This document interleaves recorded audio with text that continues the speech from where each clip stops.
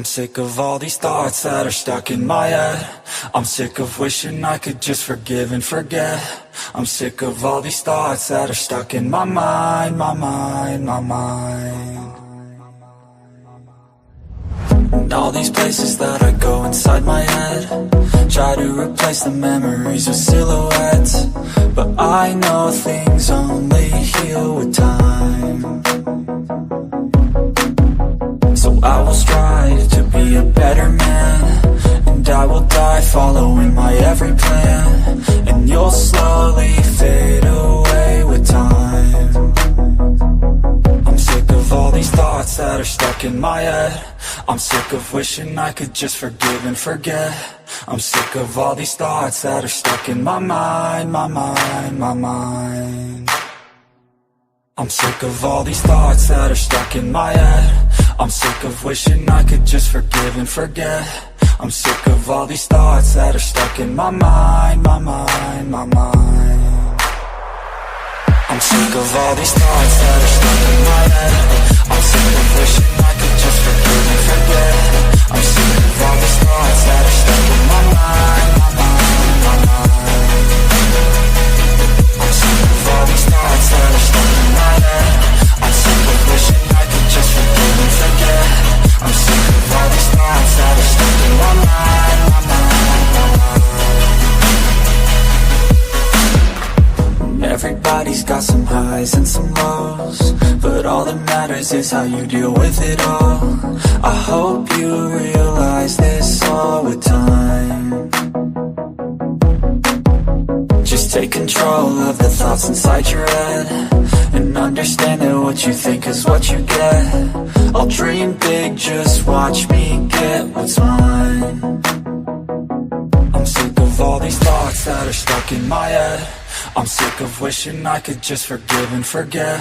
I'm sick of all these thoughts that are stuck in my mind, my mind, my mind. I'm sick of all these thoughts that are stuck in my head.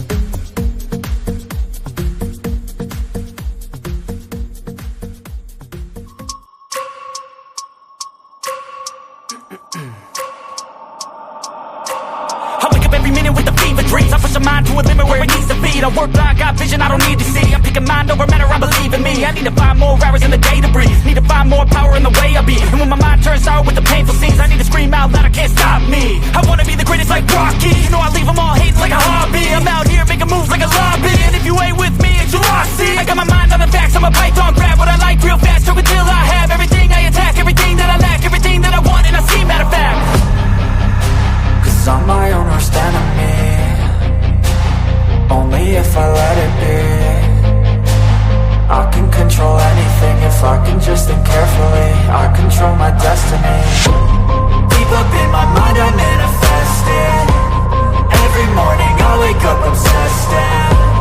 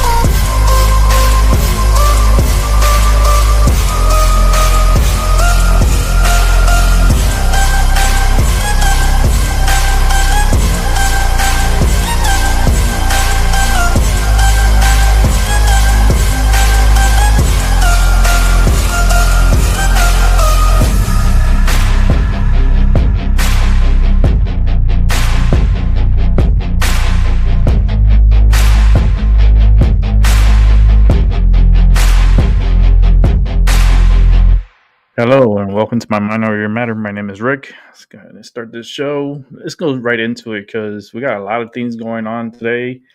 I think this is going to be one hectic week.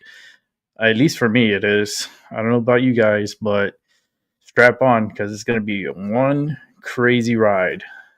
And let's go. Let's watch this. This is Jason A. Let's go.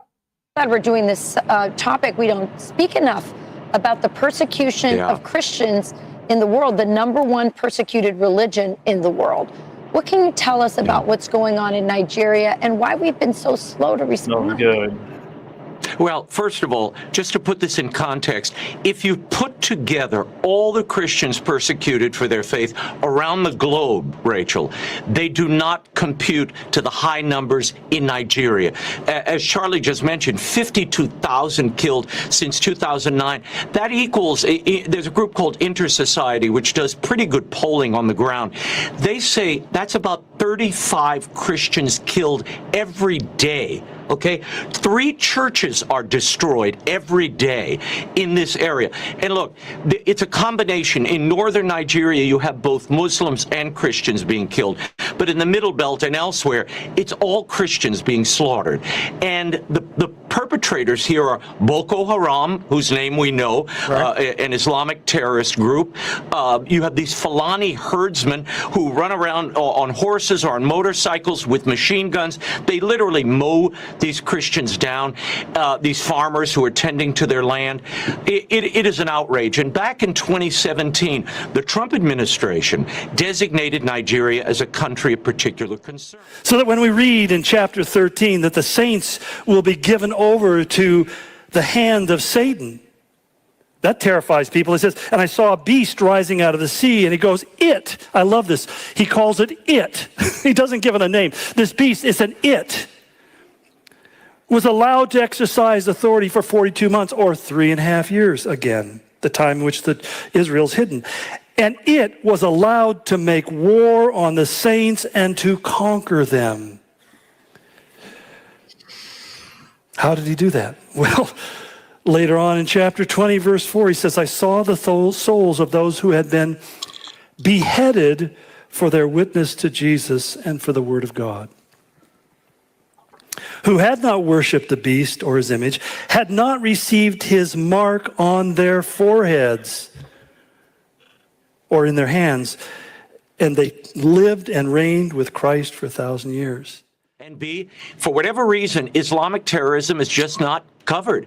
And when you look closely, 22 Islamic terrorist groups, including Boko Haram and others, have safe haven and have a safe quarter in Nigeria. Now, here's a little news. I was told this last week.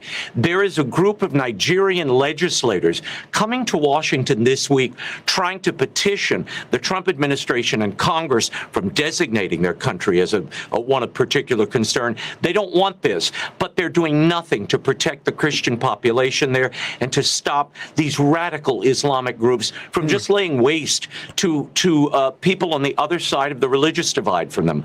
But I've spoken to Christian leaders there for decades. They will tell you they are very much afeared that Nigeria is going to turn into what Egypt and Constantinople became, which, remember, was a majority Christian country that over time you had an Islamic destruction of the faith. And that's what's happening in Nigeria in real time. We've got to do something here, at least put sanctions on this government. What's remarkable, I couldn't agree with you more. And what's remarkable is, despite this persecution, the number of conversions and the faith of the African church is something that's so inspirational. So we appreciate you joining us on this story. It's so important. That they will have a choice of either letting the Satan put his symbol of worship, the mark of the beast, on their forehead, or their foreheads will be removed from their body.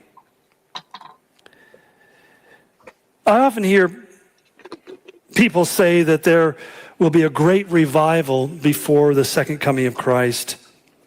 And simply based upon what we're reading here, and I agree. I mean, it appears that most will come to Christ. As a Christian, I think the world's Christians will know that this country, that this region of the world means a great deal to me.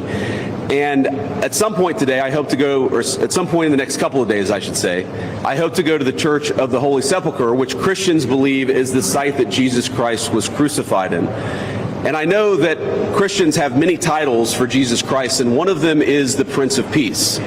And I'd ask all people of faith, in particular my fellow Christians, to pray that the Prince of Peace can continue to work a miracle in this region of the world. I think that we have made incredible strides over the past week. We're going to have to make a lot more, but I think with your prayers, with God's providence, and with a very good team behind me, I think we're going to get it done. Thank you all. Just a charge that they would use for persecution.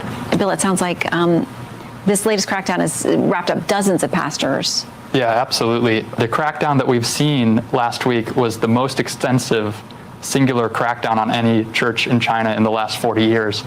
So what we're seeing is a serious escalation across several cities. It's really nationwide, and this seems like only the beginning. Where do we go from here? Will there be a fair legal process for your father in fighting these charges? I definitely, as a Christian, I also believe in miracles, and I think that we are calling for a full, unconditional and immediate release of my family, as well as those 21 others that are detained. Unfortunately, just looking at other cases in China, like other persecuted Christians, like it really would be a miracle if they were able to be released in such a quick and unconditional way. So we are bracing for a longer for all this longer potential like legal battle and such, but yeah, that's what it'll seem like it will happen. So Secretary Rubio has weighed in on this. Here's part of what he said. He said, we call on the CCP to immediately release the detained church leaders and to allow all people of faith, including members of house churches, to engage in religious activities without fear of retribution. Responding to that, China's foreign ministers told NPR, said, we firmly oppose the side's interference in China's internal affairs under the pretext of so-called religious issues. So, Bill, is it politics that's driving this? Is it part of the U.S.-China tension? Where do you go? My sense is that, when the Chinese Communist Party senses that they're about to have a difficult period, whether that's a trade war in 2018 or a trade war now, they tend to want to kind of batten down the hatches on their society. They want to tighten the screws so that they have absolute control in case they're afraid that there's public unrest. Is there a U.S. role, should there be, with respect to this? I mean, China says this is not your issue, it's domestic. Is there a role that the U.S. can play? As my father's daughter and my two brothers are also American citizens. When we first heard about this, our immediate response was just to ask our government to protect us and to call out for the situation with my father. We know that we are part of a global Christian community, and so we just call out for prayer and call out for just not to forget us and not to forget the Christians in China. We won't, and we will continue tracking that story. All right, that was one from Jason A. Let's keep it moving because we got a lot to go. I'm going to try to get everything done in 2 hours. A cordial greeting. Today is Tuesday, October 21st, 2025. This is meteorologist Ruben Garcia. At the time of recording this video, it is 6 p.m. in the Caribbean, where we are monitoring what is now Tropical Storm Melissa, which formed today at 11 a.m. and is associated with what was previously Invest 98. Throughout the day, we have seen how this tropical cyclone has been struck with wind shear from the west and some dry air that has been entering the circulation of the tropical storm. This has helped keep it weaker but has also caused it to move farther west, which affects its future track. Additionally, the wind shear and dry air have left the circulation center exposed to the west of the main convection area, and therefore the tropical storm remains weak, with maximum sustained winds of 50 miles per hour. In this visible satellite animation, we can see how extensive the moisture field is, and some outer rain bands have brought showers across the Dominican Republic and Haiti. Unfortunately, during the next few days, the storm will move extremely slowly or almost stationary south of Haiti, maintaining a constant flow of moisture over the Dominican Republic and Haiti. The situation continues to be very complicated for Hispaniola, a lot of people are going as to die. excessive rainfall totals are expected that will cause widespread flooding and landslides. So, even though there are no tropical storm or hurricane watches in effect for the Dominican Republic, it is important that residents remain alert due to the torrential rains expected for at least the next 5 days. And with the new model projections, you'll see that the risk has increased significantly for Jamaica and also for parts of Cuba and the Bahamas, where residents should review their preparedness plans in case Tropical Storm Melissa moves through the region as a powerful hurricane in the long term. Although the latest trends favor Puerto Rico, where the extreme rainfall event may not occur, it is still important to stay vigilant because some models continue to show a track over the Dominican Republic, and there remains a risk of flooding over the weekend. Let's look at the infrared satellite animation, where we can see how disorganized Tropical Storm Melissa currently is. The circulation center is located approximately in this area, and the strongest winds and rains remain to the east and northeast of the center. In fact, during tonight or early Wednesday morning, some rain bands with heavy showers will continue to move across southern Haiti and the Dominican Republic. The most significant change we've seen today is that more and more models now show a track moving westward, passing very near or just south of Jamaica. Although some models still insist on a track over Haiti or the Dominican Republic, that scenario looks increasingly less likely. While that may be good news for Puerto Rico, unfortunately, torrential rains will still impact the Dominican Republic and Haiti, and the risk of these rains affecting Jamaica and eastern Cuba continues to increase by the hour. Another concern is that by the weekend, conditions may become more favorable for significant strengthening of the cyclone near Jamaica. Remember that sea surface temperatures across the region are between 1 and 2 degrees Celsius above normal.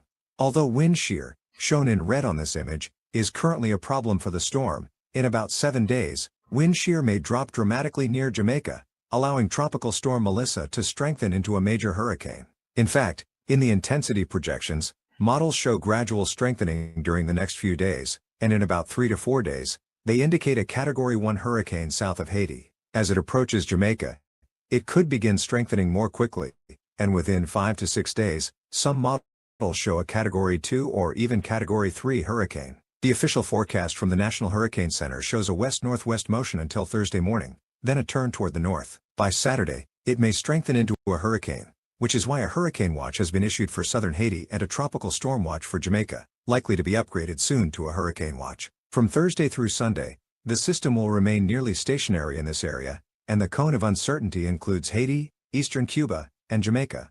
It is important that everyone in these areas stay alert to the evolution of Tropical Storm Melissa, especially because uncertainty remains high regarding its long-term path. For example, in the ensemble of American model members, some tracks go as far west as Honduras and Nicaragua, while others go as far east over the Dominican Republic and Haiti. Others agree with the operational models, tracking very near or over Jamaica. These computers are more confusing than anything. Bahamas. This is one of the greatest forecast uncertainties we've seen in years, and the reason why basically the entire Caribbean, as well as Nicaragua and Honduras, should stay attentive to the cyclone's evolution. Meanwhile, the European ensemble also shows several scenarios, some moving far west or southwest, potentially threatening Nicaragua and Honduras, others over Haiti and the Dominican Republic, and others near or over Jamaica and central or eastern Cuba.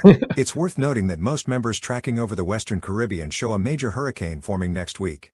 As you heard, we are likely to be following this tropical cyclone for the next 10 days across the Caribbean Sea. The AI-based Google model has also shifted to show a westward track across the Caribbean, and in pink, you can see that nearly all members developed the system into a powerful Category 4 or Category 5 hurricane, impacting Jamaica, eastern Cuba, the Turks and Caicos Islands, that would not be good. Bahamas. While some models still show a track over Haiti and the Dominican Republic, compared to yesterday, most have shifted westward.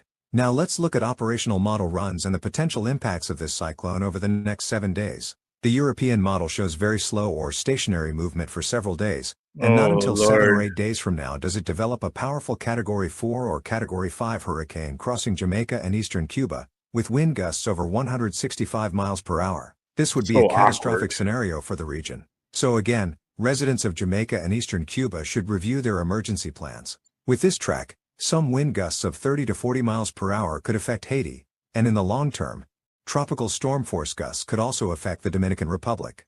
However, even though some might think the effects would be minimal in the Dominican Republic, be careful, that's not the case. If the system remains slow-moving south of Haiti, the European model projects 200 to 300 millimeters of rainfall across southern and central Dominican Republic and southern Haiti over the next 7 days, while Puerto Rico would see lighter rainfall totals of 2 to 4 inches. The situation could become very serious for Jamaica, as the European model scenario could bring a historic rainfall event with totals exceeding 600 to 700 millimeters over the next week. Adding to the uncertainty, the American model continues to insist on a track directly over the Dominican Republic.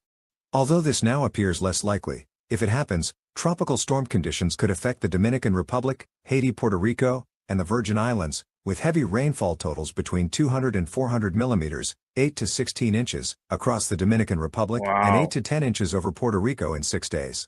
This is why Puerto Rico must continue to monitor the situation closely. Any deviation in the system's path could bring a significant rainfall event. The German model shows the system passing very near or over southwestern Haiti as a Category 1 hurricane between Friday and Sunday, with strong Caribbean moisture flow bringing excessive rainfall over the Dominican Republic and Haiti, 200 to 300 millimeters, 8 to 12 inches, for southern and eastern Dominican Republic, 3 to 4 inches for Puerto Rico, and over 800 millimeters, 31 inches, for southern Haiti in the next 5 days. The European AI model also shows an erratic, extremely slow movement near Haiti for 7 days, producing tropical storm conditions over Haiti and the Dominican Republic, and extraordinary or potentially historic rainfall totals exceeding 1,000 millimeters, 40 inches, across central and southern areas of both countries, while Puerto Rico would receive around 3 to 4 inches. As in previous days, our main emphasis with this system is that it represents a high risk of potentially catastrophic flooding for the Dominican Republic and Haiti, regardless of whether the center remains southwest of the area. The rain bands in the northeastern quadrant will bring prolonged rainfall for the next 5 to 7 days. Although the risk for Puerto Rico appears lower, any shift of the system northeastward could bring a significant rainfall event over the weekend. So, please continue monitoring updates from the National Weather Service. For our viewers in Jamaica and Cuba, stay alert to the evolution of future Hurricane Melissa. If some of the model projections, like the European one, verify, this could mean a significant and potentially powerful hurricane impact by the middle of next week. Please do not let your guard down, and don't forget to share this video so others stay informed. So stay tuned to the YouTube channel, and to make sure you don't miss it. That is so crazy. Let's keep it moving because we got a lot of news to cover. So, happening today, President Trump expected to meet with Senate Republicans as the government shutdown enters day 21 after Senate Democrats blocked a funding bill for the 11th time. Senate Majority Whip John Barrasso joins us now. Senator, what's the message at the lunch today? Do you expect to hear marching orders from the president? Is he going to be listening to what you guys want to do? What do you think?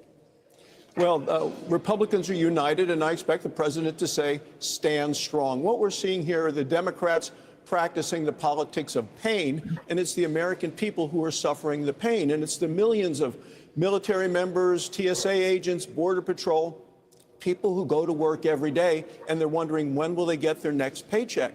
I talked to someone in Wyoming yesterday who's in that category, and they're saying, still got to put food on the table, try to feed the kids. How are we going to do that?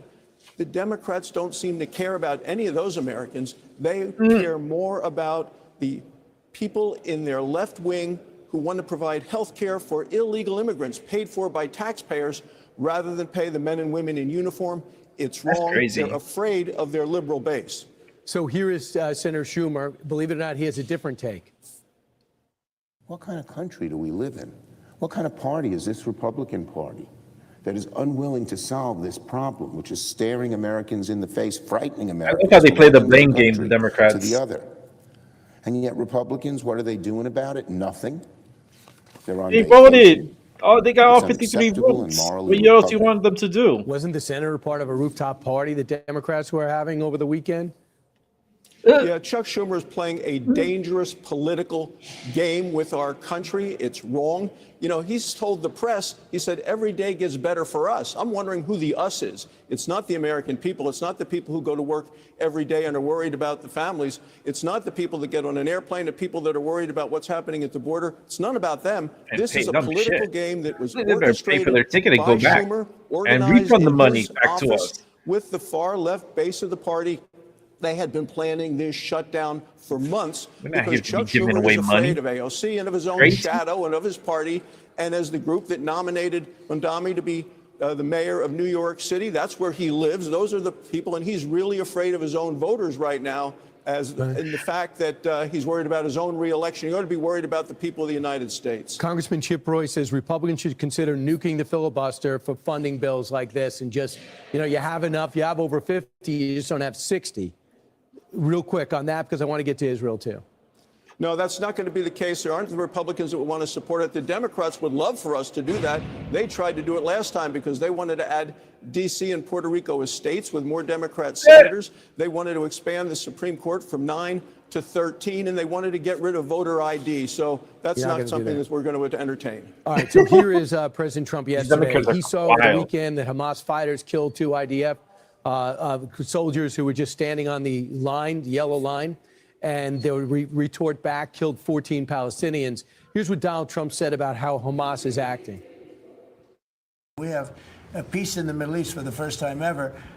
We made a deal with Hamas that, you know, they're going to be very good, they're going to behave, they're going to be nice, and if they're not, we're going to go and we're going to eradicate them if we have to. Hamas has been very violent, but they don't have the backing of Iran anymore. They don't have the backing of really anybody anymore. They have to be good, and if they're not good, they'll be eradicated. I believe Iran's still sending them arms. Now, J.D. Vance goes over there today, the vice president. I also saw pictures of Jared and Steve Woodcock with the hostages. What should the message be, do you hope, today in Israel? Well, the president is really showing what U.S. President Trump is as a global leader. He has promised and is keeping his promises of peace through strength. 2 weeks ago, nobody would have ever imagined or believed that they could have gotten the hostages out and back, the alive hostages. President Trump delivered. There's now a pathway to peace. There's still a long way to go, but we're seeing peace through strength. I mean, consider what it was like with Joe Biden in the White House, the weakness of wishful thinking. President Trump took decisive action. Biden doesn't even know who the hell he is. Knocking out their nuclear capacity. What we're doing is the right thing. Now, there's still the 20-point plan that the president has put in place. There's a long way to go, but I think we're on the right path to a lasting and successful peace in the Middle East, thanks to President Trump. All right. Thanks, Senator. We'll look forward to making some progress today at lunch. We'll see what happens. Appreciate it. Thank you, Brian. Hey, it's Will Kane. Keep it moving. Keep it moving. Latest when it comes to the war between Russia and Ukraine. President Trump now saying that he is doubtful that Ukraine can win the war with Russia. However, he does still think that there is a possibility that Ukraine can defeat Russia. The AP saying that the comments from President Trump adding a fresh layer of skepticism toward Kyiv as he plans to meet again in the coming weeks with Russian President Vladimir Putin for face-to-face talks in Budapest on ending the war. I want to dive into all of this now, and joining us into the program is Peter Duran. He is an adjunct fellow with the Foundation for the Defense of Democracies. Peter, good morning. Thanks for having me, Corel. Of course. Let's start by setting the scene for our viewers, right? We continue to hear over the last few days, Ukraine striking Russia, Russia striking Ukraine. Where do each of these sides stand in terms of who could have the upper hand? Well, right now, the line of battle is relatively stagnant. Both sides have enough defensive firepower to prevent the other from making a significant breakthrough. But here's the twist. Over the past few weeks, the Ukrainian side has been hitting Russia where it hurts most. They've been hitting their oil infrastructure. We're seeing long lines for gasoline across Russia. We're seeing shortages as a result of this. This is going to have a material effect on the battlefield if it is sustained, and that's why the Ukrainians are asking the United States for more weapons that can allow them to hit Russia further behind the battle line. Man, I don't know if they want to go that deep with Russia, man. Ukrainian President Zelensky has said that there is I feel like it's a trap for President Trump to achieve a ceasefire and perhaps an end to the war, given what we saw in Gaza over the past couple of weeks or so. But Peter, talk to us about the challenges and how it compares to achieve a ceasefire in Ukraine compared to achieving that ceasefire in Gaza. Well, the big twist here is that President Trump came into office for his second term. I heard about Biden. He was doing the war between Russia and Ukraine, a war that Russia started, would be the easiest to bring an end to. As it happens, it's been the hardest. Even President Trump admitted this while he was in Israel last week. Now, what is happening is that Vladimir Putin has learned how to play this game with the White House very well. It goes like this. He has a great phone call with President Trump. Everything seems ready for a peace agreement. Trump thinks Putin is ready to talk in a serious way. And then the officials, like Secretary Rubio, go in and they try and hammer out the details. And suddenly, oh, wait, the Russians have changed their terms. They have not accepted any concessions. They want maximalist ends.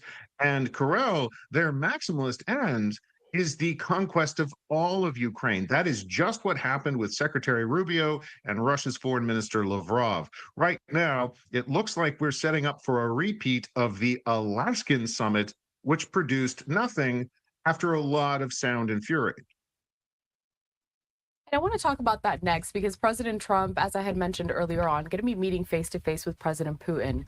But before we get to that, just last week, President Trump welcomed Zelensky to the White House in D.C., after which President Trump had a lengthy call with Putin on the phone. Peter, why is it that we can't get all three of those world leaders to sit down together to talk about this? Why has Zelensky continuously been excluded, especially given the fact that Ukraine is at stake? Well, clearly, President Trump believes that if he can just get all sides into the room, he can act as the great mediator, as the great peacemaker. And he's got a hot hand right now. He has absolutely forged a peace agreement in 7 very significant conflicts around the world since coming into office. This is the big prize. This is where the killing is greatest, the fighting is hardest, and yet the differences between Ukraine's desire to survive as a country and Russia's desire to destroy Ukraine as a country prove to be too great. Now, this is more than personal politics, and I think that's where President Trump is slowly learning that the interests of Russia and the interests of Ukraine are divergent. Bringing them together in one city or one room might not be enough to overcome the gap between, as we say, the lip and the cup right now. This is going to be the challenge. The best way for President Trump to bring about peace in Ukraine is to squeeze Vladimir Putin on the economic front, to deny Putin the ability to fund his war. And when he does that, Putin will eventually run out of cash. He won't be able to pay his soldiers. He won't be able to fund the continued invasion of Ukraine. That's where this war ends. But until and unless the United States gets on board with that, we are going to see a continuation of the fighting. And I'm glad you brought that up because it was just yesterday that we saw several European defense ministers. They met for a summit in Luxembourg and they talked about energy and their path going forward to be independent from purchasing Russian energy. What do we know about the plans that European nations have to also stop Putin from being able to fight this war? And really, what kind of impact would that have for Russia if, let's say, all of these countries that do purchase that energy there were to stop? Well, we have to break this down into 2 components. On one hand, we have oil, and on the other, we have natural gas. So the European Union has said that by 2028, that's a long time from now, by 2028, they will stop buying Russian gas. At the same time, we have 3 countries, Hungary, Austria, and Slovakia, which continue to buy Russian oil. Pharrell, the European Union is essentially funding both sides of this war. They're funding the Russian side by buying natural gas and oil, thus giving Putin the money he needs to fight his war. And they're funding the Ukrainian side, providing military assistance and weapons and other forms of aid to the Ukrainians. This must end. President Trump has recognized that. But again, until the United States uses its economic power to put secondary sanctions, that's a powerful tool, on countries that are funding Russia by buying its energy, this war will continue. Putin will have the money to sustain this war. And by all accounts, it looks like he's preparing for a long war. Wow. Peter, the trick here is that it could be a lot of speculation at this time because unless something is done, we really don't know how this is going to play out going forward. But we're coming up on 4 years of this war already. I believe it's next February that it will be 4 years since Russia's invasion of Ukraine. In these last 4 years, how much progress have we made to see that this war would come to an end? Very little. And that gives us an indication that what we've been doing so far is clearly not working.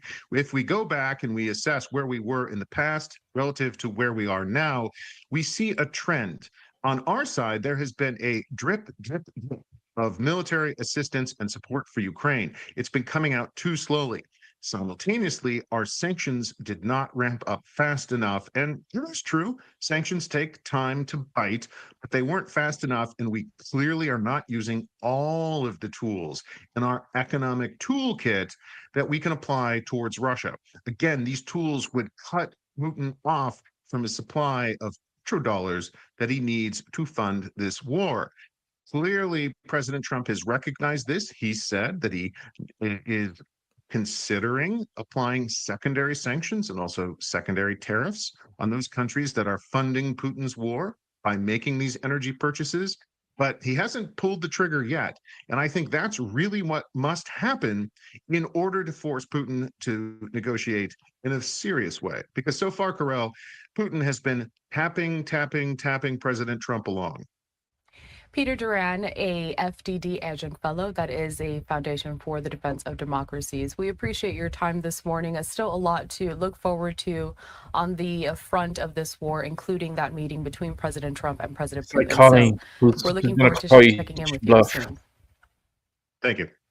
We're going to step away for a quick commercial break. Before I do so, though, I want to bring up a social media post from Ukrainian President Volodymyr Zelensky. Taking a look here at your screen. As we continue to follow all of these developments, this was a post that he issued on X. He says this: Ukraine has never sought a war. We agreed to an unconditional ceasefire, looked for opportunities for peace, and repeatedly offered the world ways to stop the strikes in the sky, on land, and at sea. But it is Russia that continually obstructs this process, manipulating, dragging out negotiations, terrorizing our people with airstrikes, and intensifying assaults along the front line. The war continues only because Moscow does not want it to end. Almost every day, Russian terrorists carry out hundreds of attacks on our critical and civilian infrastructure. This week alone, Russia has used more than 3,000 attack drones, over 1,300 guided aerial bombs, and nearly 50 missiles of various types against Ukraine. Okay. I feel like this is a poker match. I feel like who has the best hand, right? Because they're not going to show what hands that they have. I mean, I think Russia showed a little bit of their hand when they showed what type of weapon that they shot at Ukraine. It was like it was kind of like a Minuteman type of weapon, but it had like warheads attached to it. I don't know how many warheads. I think it was like 10 or 15 warheads just landed, like, and it just hit impact, but no explosion because it didn't have any of the components to cause a thermal, like a nuclear warhead. Like, it would destroy whatever it lands. And I did see that weapon, and I saw it in action, and that's a very concerning weapon. And the fact that they could go really high up in the sky and just let loose on anywhere in Europe is scary, very scary. But there's like weird shit been happening. Like this week alone, I'm talking about fuck what happened last week, last month, last year. Fuck all that shit. Pay attention to this week. Because this week, there's a lot of crazy shit that's been going on. And we're just on Tuesday, and I think this is just going to get more crazier as the week goes on. It's just wild times. Very wild times. Weird times to be living in. You know, watch your back at all times. Don't trust everyone. Don't be too gullible. Like, don't be the gully person and be like, and be too friendly. Because you don't know if that person's going to turn around and stab you in the back. Okay? So let it be known, and let's continue on with the show. Oh, this story's crazy. Officials say all leads remain open after Sunday's robbery of crown jewels in the Paris Louvre Museum as they examine a vest and other they're gone behind the scene.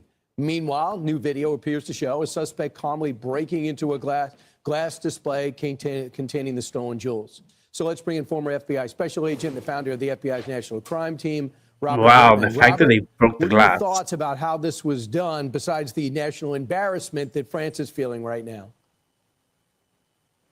Good morning, Brian. Thanks for having me on. It was a heinous crime, very audacious. The fact that it happened at 9:30 in the morning when the museum was open on Sunday morning. The fact that these guys were wearing these high visibility yellow vests to make themselves look like they were workers at the museum. All of that played together to allow them to get into the museum and do what they were doing. It was well thought out. I think there was a lot of planning that went in. They had to get equipment for this heist, but ultimately the execution wasn't all that great. Basically, Brian, if you're going to commit a crime, the only way to get away with it is by, one, doing it by yourself, two, telling no one what happened, and three, leaving no evidence. If you do that, it's very tough to catch people. In this case, they did all the opposites. There was 4 guys involved, possibly 3 or 4 guys involved. They left a lot of forensic evidence, all that material left behind. And I'm guaranteeing you, because of the way they did this, they're telling people that they did it, and they're bragging. Really? So ultimately, I have faith that they're going to get caught. So plus the scooters or motorcycles, whatever it is. It's a mystery. Evidently, there's a Regent diamond there worth $60 million. They could have grabbed that too, yet they were specific on what they wanted, and they got 7 of the 8 things they were targeting. Does that tell you anything as an investigator? Well, it tells me that they didn't have time to get to the Regent diamond. They were usually in these cases. It's speed. It's very much all about speed.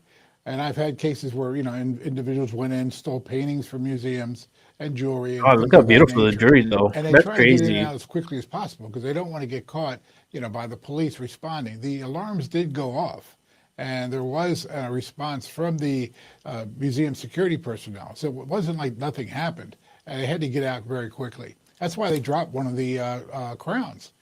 The crown of Eugenie, which was the wife of Napoleon III. They actually dropped it on the ground and damaged it. So Oh my God! So quick question. That shows that they were in a big hurry. Security on the scene. They get there and they want to protect the museum goers instead of going after the jewel thieves. Was that a smart move? Well, that's what they're trained to do. Museum security individuals are trained to really, protect life. Property is one thing, okay, and property is valuable and it has a financial value to it and a historical value, but people's lives are most important. So no property is worth someone's life. So and in this case, like this, they did the right thing. So Robert, if someone's going to case the place, they might be on some video footage of cameras that might be in there. Who came over and over again, day after day, to check it out? Who rented the big basket crane that they used? Who rented the I remember the 93 bombing, they found out who rented the truck, and that's how they were able to find those guys. Does this mean anything to you? There's been a rash of high-end jewelry heists from museums in Germany, Netherlands, and the Natural History Museum in Paris recently. Do you think that there could be a connection worth exploiting there? I think the Natural History Museum heist could be a connection. And the reason for that is because a lot of the MO, the modus operandi, was similar to this heist. So I would definitely be looking at that. But you're absolutely right. All of this equipment and material that they used, somehow it was bought or rented. I had a case I worked on in Milwaukee involving a Stradivarius violin that was stolen from the concertmaster of the symphony. And interestingly enough, they used a taser when they stole it. So we were able to crack that case by finding out who had bought tasers in that area in the months before the heist. So as a result, it showed us who actually was involved. So this is the same thing. All this material is coming from somewhere. Somebody bought those cutters, and we're going to find out who. And lastly, do you think we're going to get the guys? I really do.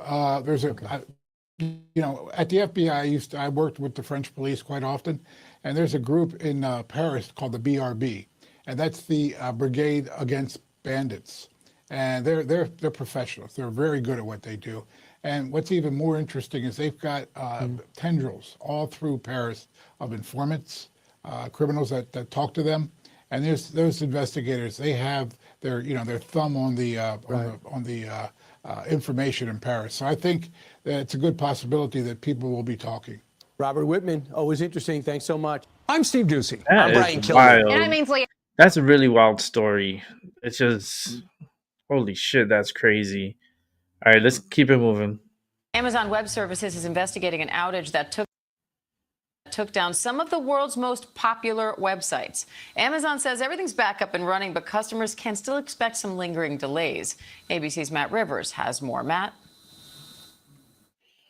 So Amazon now saying that the main issue that caused this outage has been resolved, though any lingering problems that remain will be fixed up throughout the day today. This all comes down to a problem with Amazon Web Services, or AWS, one of their key facilities in Northern Virginia experiencing issues that led to this systemic outage. We're talking about millions of businesses that use Amazon Web Services to store their data, run their applications and services. In fact, roughly a third of all websites on the internet use it. It's difficult to believe how many use it.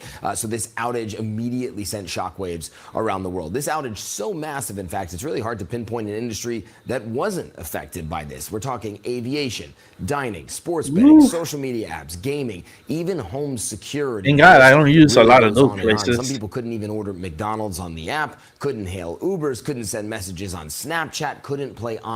Hold on. I hate doing this, but I have to do this.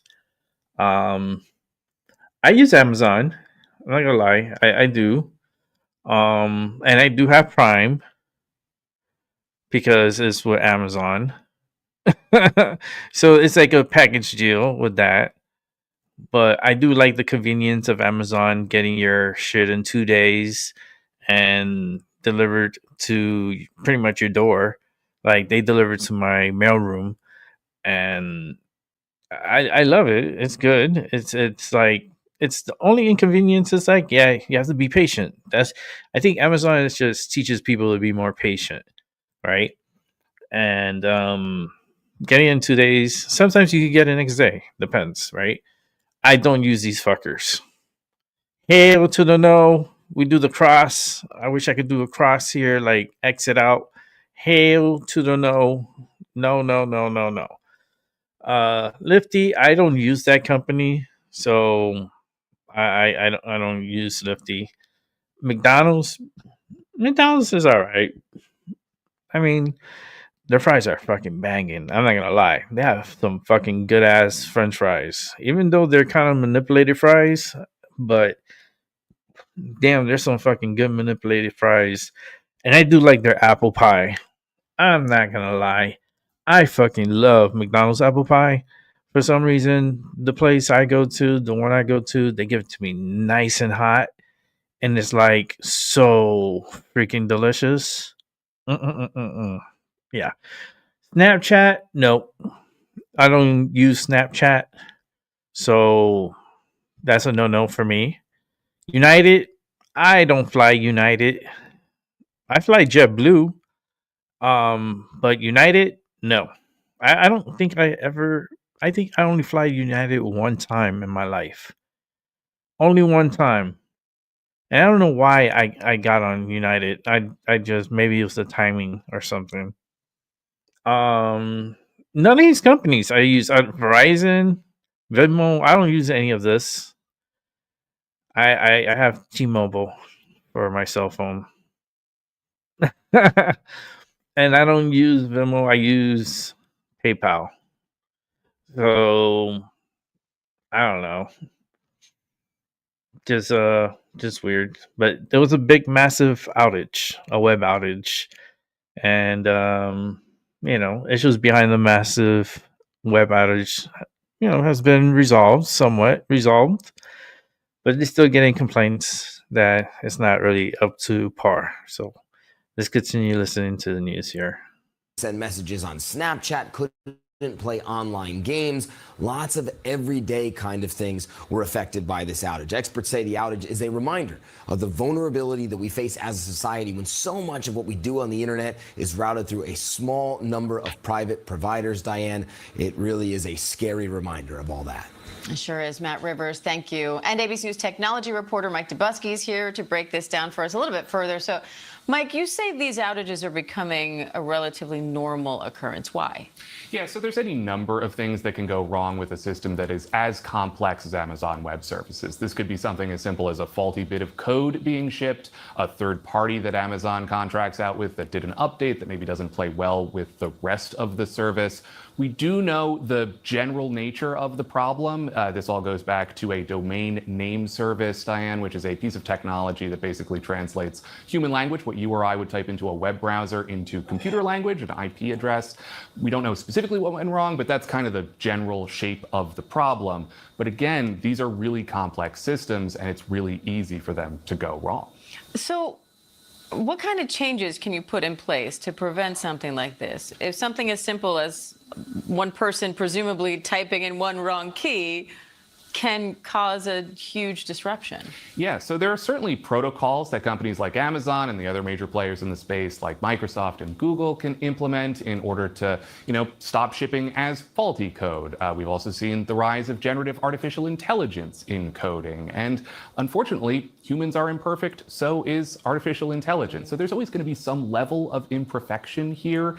And in the same way that you occasionally come across a typo in a book or your order at Starbucks is wrong, there's also going to be problems in these codes. So there's certainly things that we can shore up, but humans are imperfect at the end of the day. And you say some of this is also due to the fact that 3 companies are essentially in control here. Yeah, I think that's the big takeaway here, Diane, is that Amazon accounts for a little over 1/3 of the cloud computing market. Another 1/3 is accounted for by Microsoft and Amazon. We've centralized a lot of power into the hands of just 3 companies. And 99% of the time, that's okay. These are pretty robust services that, have good uptime and they fix problems as they arise. But that 1% of the time when things go wrong, there's these huge repercussions, right? It has an outsized impact. I think what you're really going to start to see from the tech sector over the next few weeks or months here is this discussion of diversifying your cloud computing infrastructure. Instead of putting all your eggs into the AWS basket, you maybe put a couple eggs over here into like Microsoft and a couple eggs over here into maybe a third party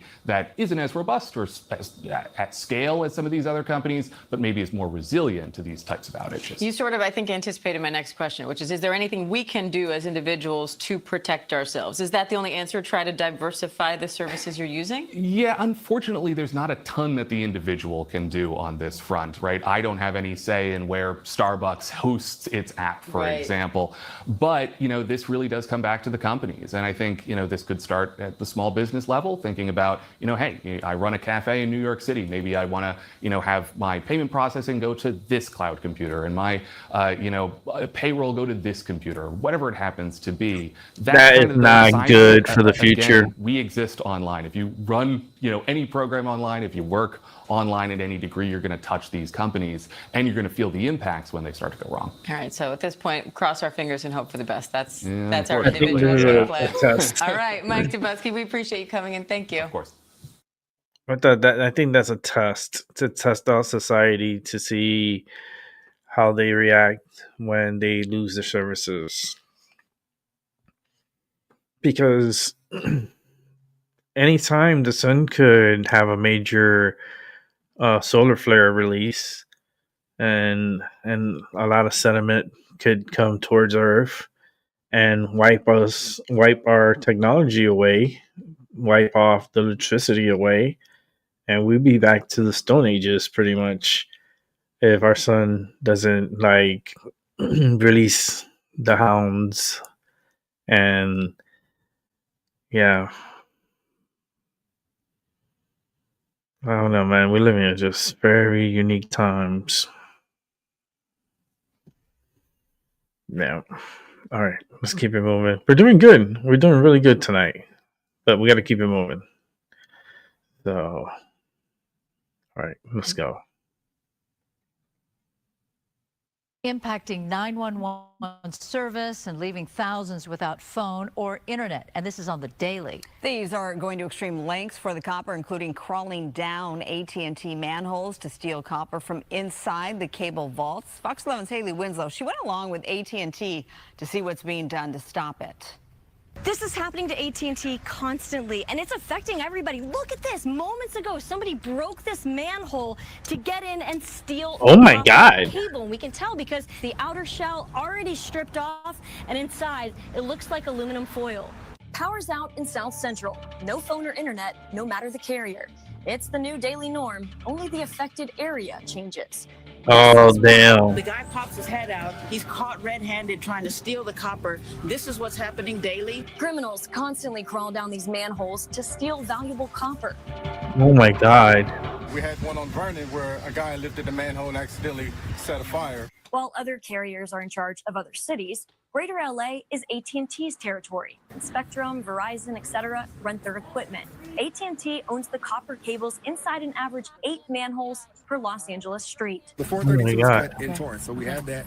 That's going. We have the Southgate that just came up. That's going. And we're also tightening up LA 23. So this is your reality every single day? Every single day, just dealing with copper outages. LA is a hotspot for the crime. A couple of more recent targets, South LA and Santa Clarita Valley.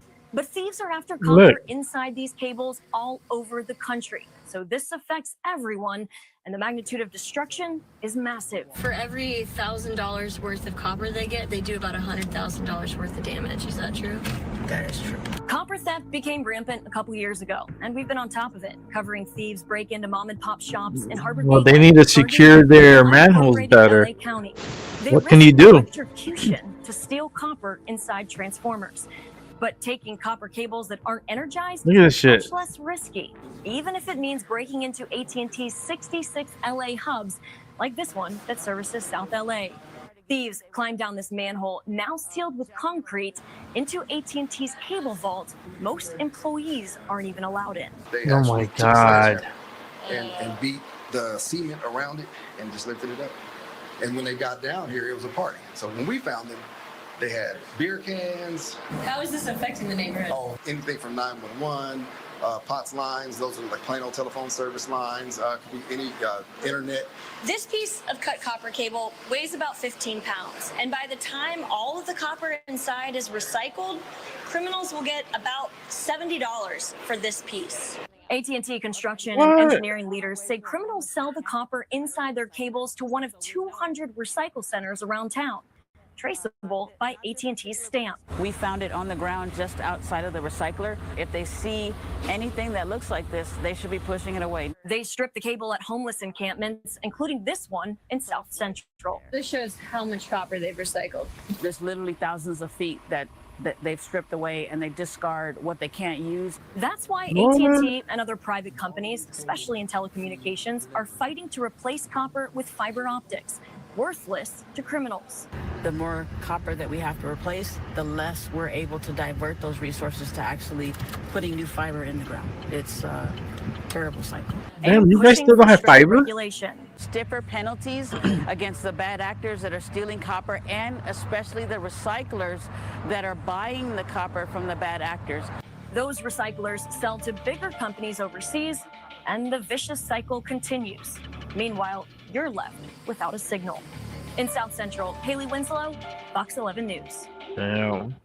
And this is the sort of thing that's happening at the 6th Street Bridge in Boyle Heights as well. That's taking out the lighting system there. Copper wire theft vandalism. We have seen where some people have taken a chain around like one of those historic lamp posts and pull it out and take that. And for any kind of wiring or any kind of metal and value. You and I were talking about when Haley showed us how much you get this much and you get $75, right?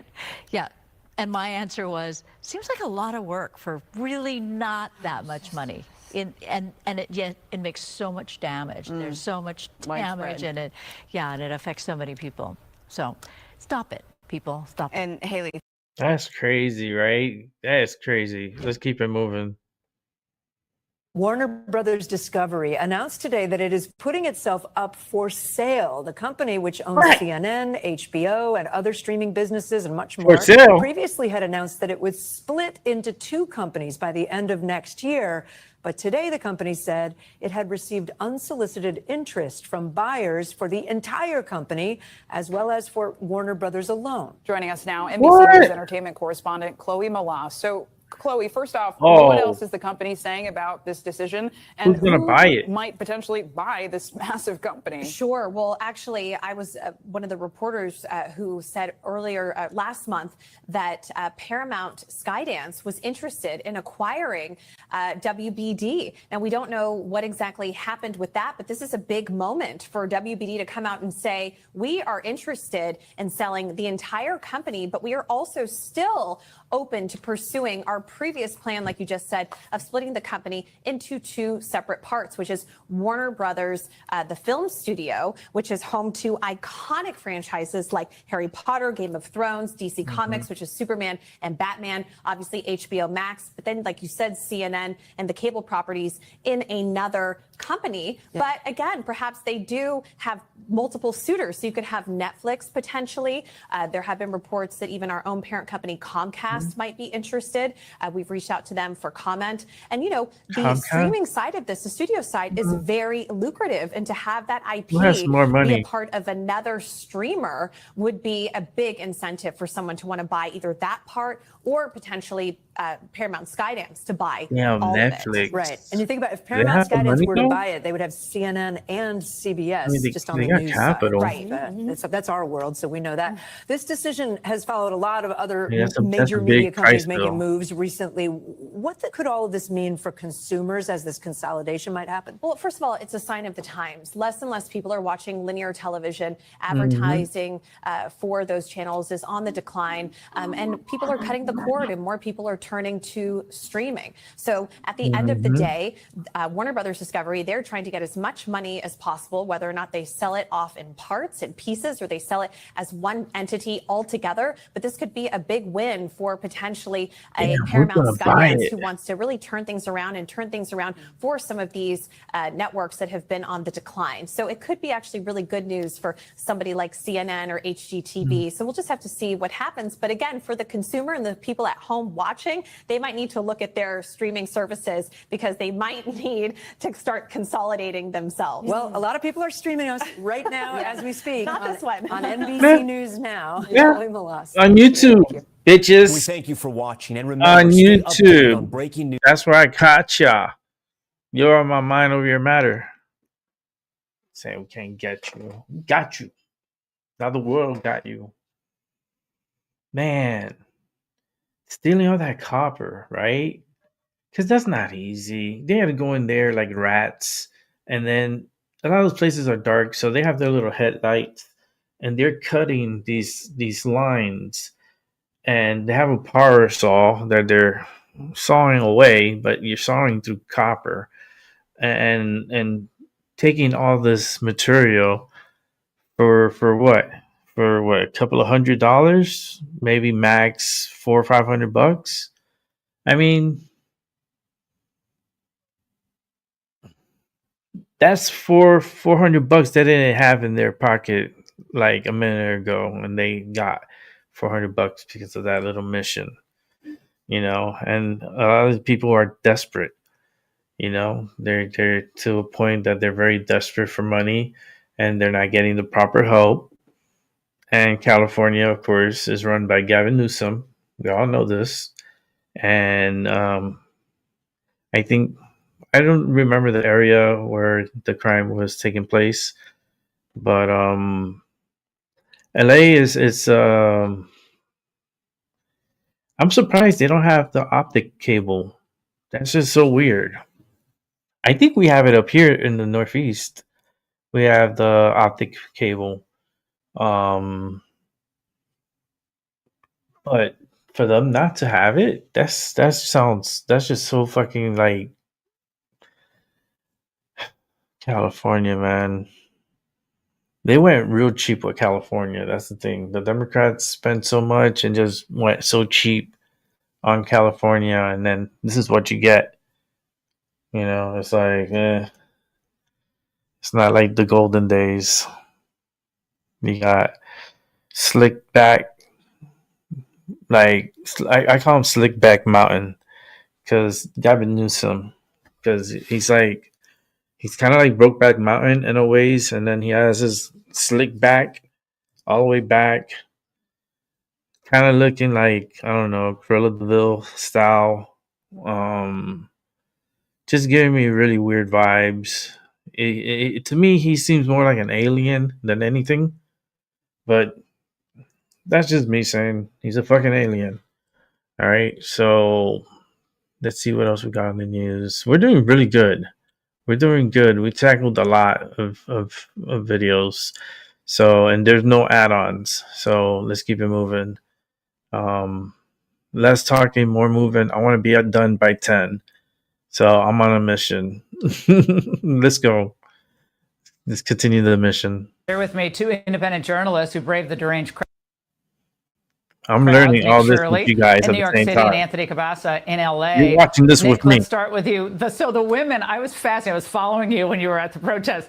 Thanks for watching So the with me. women and a couple guys who were with those neon yellow signs, they show up to, quote, marshal you, correct? I thought it was hysterically funny, but tell us what that is.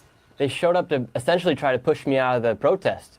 They had a sign that said right-wing troll, when in reality I was just there speaking with the people, and then they start causing all this chaos by bringing all this attention to me that I wasn't even there for, and it just caused everything to get out of hand. And as you saw, I figured I might as well take them for a run if they're going to be following me for a while. I like the reference to her Gucci glasses. That cracked me up. All right, Anthony, there was a story circulating yesterday that the LAPD ran over a protest there who, I guess, had blocked a cop car. But your angle of the video showed the truth, and you put it out there. Let's watch.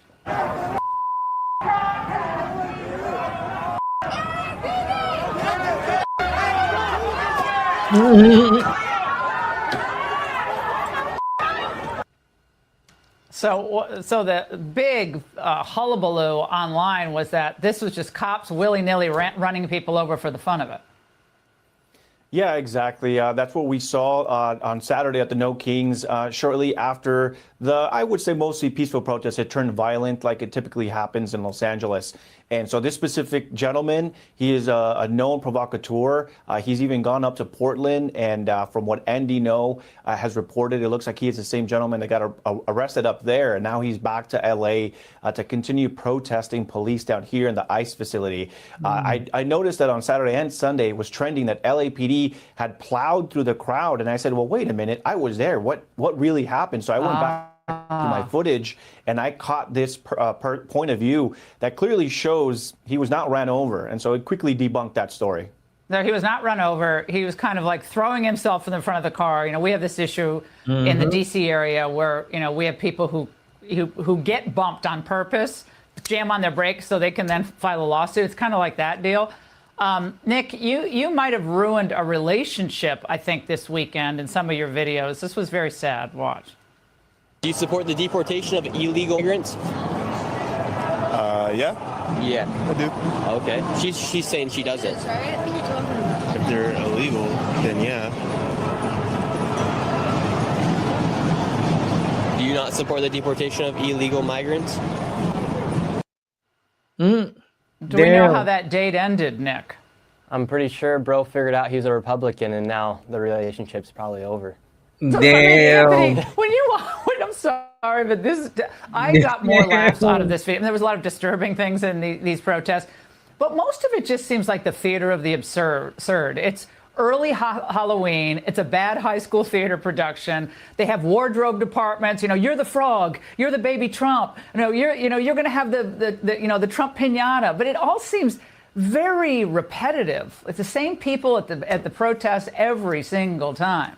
Am I reading that wrong, or does this seem very performative to you?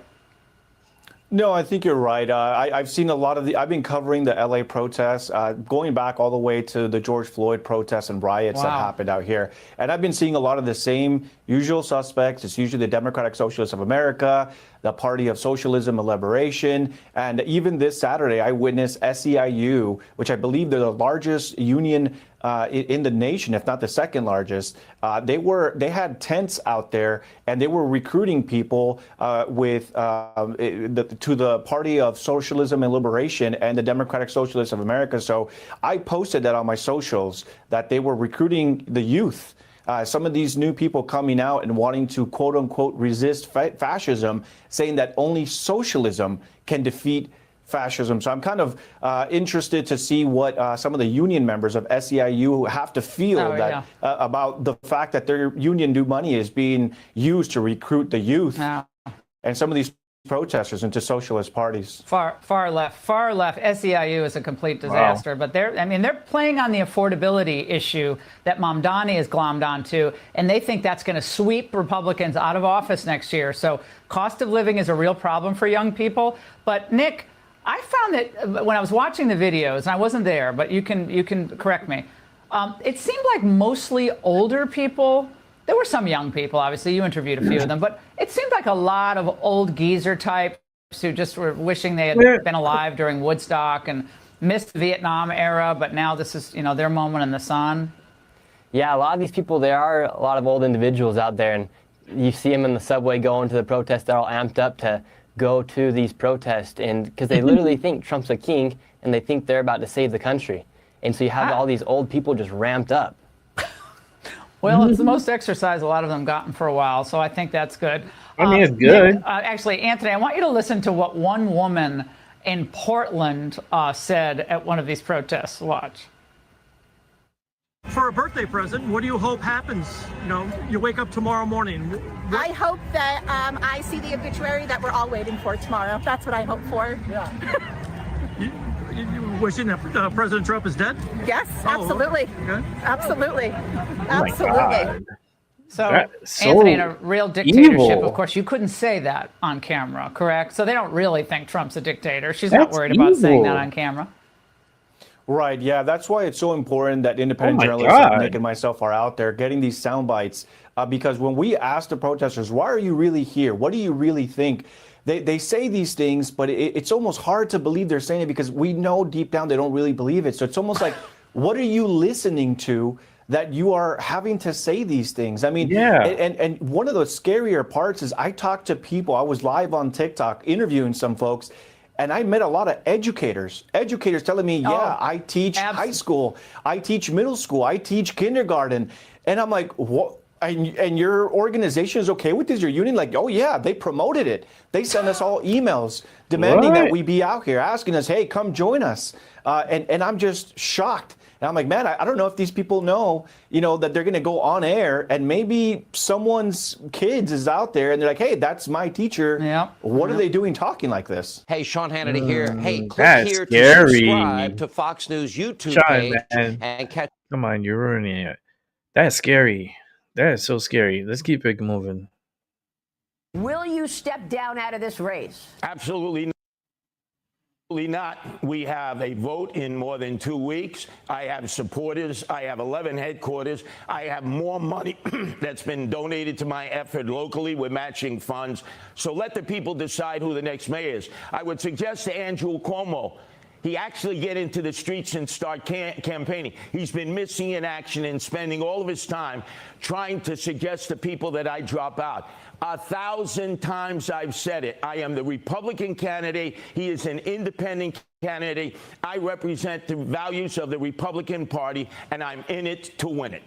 I like this guy. That was New York City mayoral candidate Curtis Sliwa on this program go get me a snack. yesterday with Maria confirming he will not drop out of this race. We're just 2 weeks away from Election Day, and a new poll shows without Sliwa, Andrew Cuomo has a chance to beat Democratic Socialist Zohran Mamdani. The New York Post editorial board writing this: swallow the bitter pill. It burns to write this, but it's time for Curtis Sliwa to face reality and admit that the city's best hope to avoid the disaster of a Zohran Mamdani mayoralty is for him to drop out of the race. My next guest, the chairman and CEO of New York City Grocers, Gristedes and D'Agostino's, John Catsimatidis, who we should say, John, you have now called on Curtis Sliwa to drop out as well. You said this yesterday. Have you spoken to Curtis Sliwa? Have you called him? Have you met with him? I have not talked to him in the last week or so. We were running a campaign, anybody but Zohran. In other words, we were giving Andrew Cuomo and we were giving Curtis Sliwa equal time to say, do what you have to do. And finally, President Trump has been saying all along that he thinks that Andrew Cuomo has the best shot against Zohran one-on-one. He made it very clear on Maria's show on a Sunday morning, and we all took, we saw it. Myself and Sid Rosenberg, who loves Curtis, and I love Curtis. I mean, you know, it's not about Curtis. And we were on Brian Kilmeade's show at 10 o'clock on Sunday night, and we said, it's time. It's time to push a button. We love him. But one-on-one, and the poll confirmed it on Monday morning, one-on-one, that Cuomo has the best shot against. It's a Democratic town, and you know what I tell people? I tell people that 70% of the voters are Democrats. Well, Zoram is not a Democrat; he's a socialist. And Cuomo has been a Democrat all his life, 65 years, 67 years, whatever it is. His father was a Democrat for 70, 80 years. And the best shot, the Democratic Party has to decide that Zoram is a socialist. He is not a Democrat. And that if you're going to vote Democratic, you have to vote for Cuomo. Curtis, he has the Republican nomination, and it's not about being a Republican, not about being a Republican or a Democrat. You know what it's about? It's about New York City. Right now, New York City is at risk, and we love New York. Everybody in New York loves New York. They got to come out and vote. Vote. Early voting starts, I believe, on Friday or Saturday? 25th Saturday. Saturday. Now, what I tell people, the only other thing we need to pull, and it's up to President Trump, it's up to Homeland Security, is you can't have illegals voting. Yeah, and that is a problem. Started here. You can't voting. Have, you know, You you think that Tuesday. Zoram won by himself? I don't think For so. early voting. I don't think so. I think there was more to that than meets the eye. And, you know, the joke I tell, but it's more reality than a joke. Put a ICE agent at every polling booth. And I think the American people want a fair and square election. They do, John, but at the same time, what's interesting, so you said that you haven't talked to The ICE Curtis agent in the last week. in front of every you're a polling. Republican. He's on the Republican ticket. Did you ever hint to Curtis? Did you ever try to say maybe The team it's together. time to kind of scale back? Or because by the way, five, before five, Curtis 6 suspended agents his radio at a show, he booth, had one on like in WABC. a I mean, section. technically, you're Curtis Lee was boss. Well, at WABC Radio. He's on leave. He's on leave. That would definitely make the voting fair. Stations with fake news around. There's a lot of fake news going Definitely around make it saying fair. that he permanently left. And that was not true. He was on leave. He's on leave. And Curtis, the joke we tell around, he's got a 30-year contract, and he's been there for 30 Democrats years, will and he's got definitely another lose. 30-year contract. But They'll lose their what mind. people have to realize, it's not about Democrats. It's not about Republicans. It's loving New York and making sure New York stays And the our way we benefits love it. is covered. And, For us, you know, we don't you're going to care. share our 1% of the hard work population money and then we have to pays give it away. 48% of the taxes. You want to raise taxes? We go along with it. You know what the key is?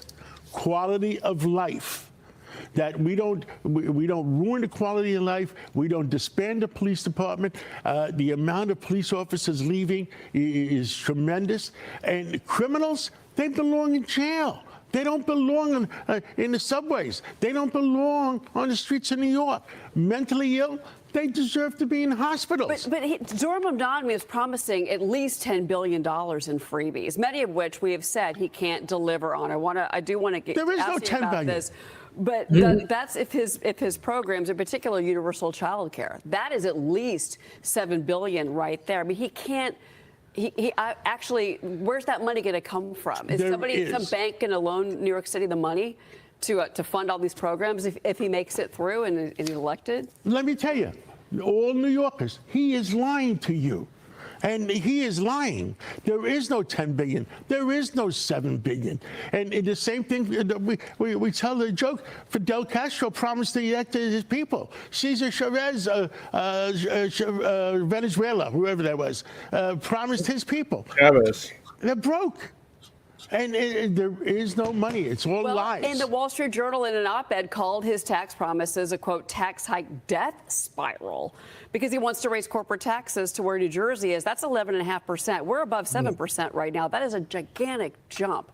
You are among the business community in New York. This is your world. What are they going to do if Mamdani gets elected? I am not here to talk about taxes, because I think that's secondary. I am here that he is going to ruin New York by dismantling the police department, the quality of life. That is the thing. Money, we'll find a way. He should have ran. Money is money. But dismantling the police department, appointing judges.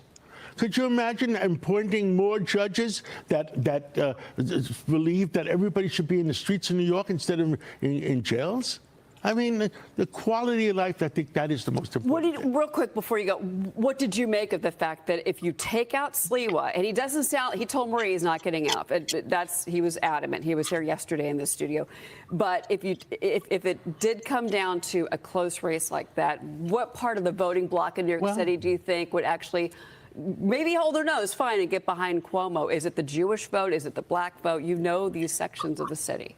I think the Jewish vote is going to get behind him. He hates Jews. I think the gays are going to get behind him. Don't forget, he hates gays.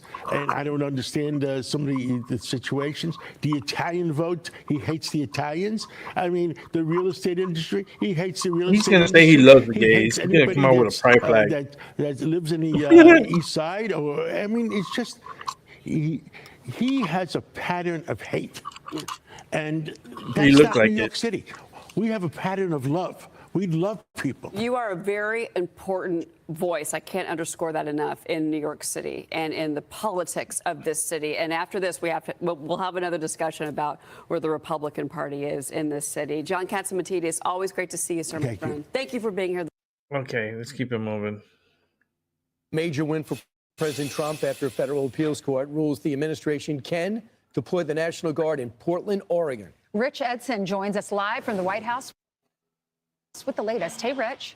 Hey, good morning, Ainsley, Lawrence, and Brian. Well, this ruling reverses a lower court ruling that had blocked the deployment to Oregon. DHS Secretary Kristi Noem writing in a statement, quote, another victory for President Trump and the safety and security of the American people. The law, U.S. Constitution, and Supremacy Clause back the president's action to protect the public and law enforcement. And today, this ruling has vindicated us. The order cites periodic violence and protests at an ICE facility in Portland as justification for President Trump's decision to deploy the National Guard there. Attempts to burn down the building and breach the front doors, and protesters throwing rocks, sticks, and fireworks at federal officers.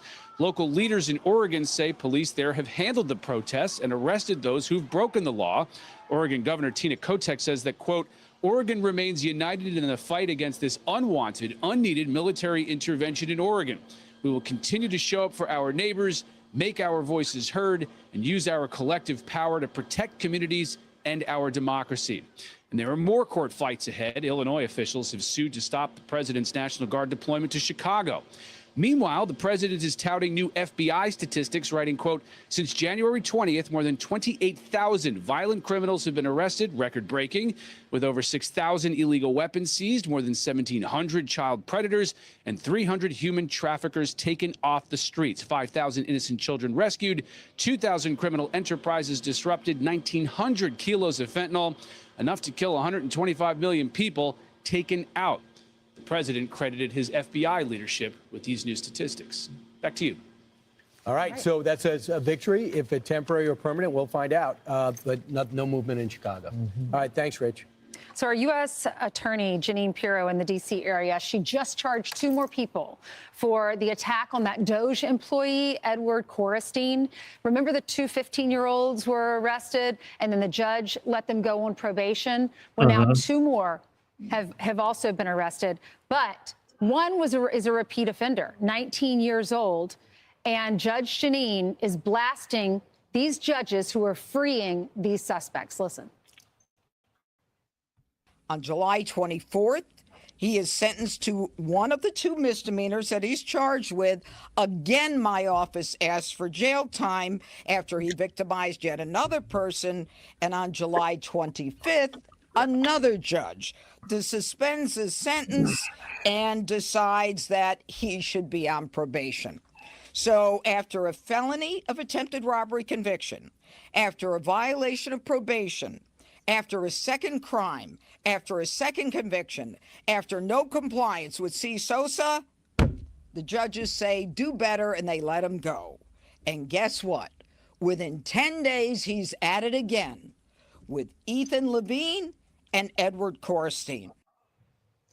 I like her. So it's Lawrence I Cox. love her. And he's 19. Like, she And could they're scream talking at about me 18-year-old all Anthony day. Taylor. Those are 2 of 10 who attacked the Doge employee.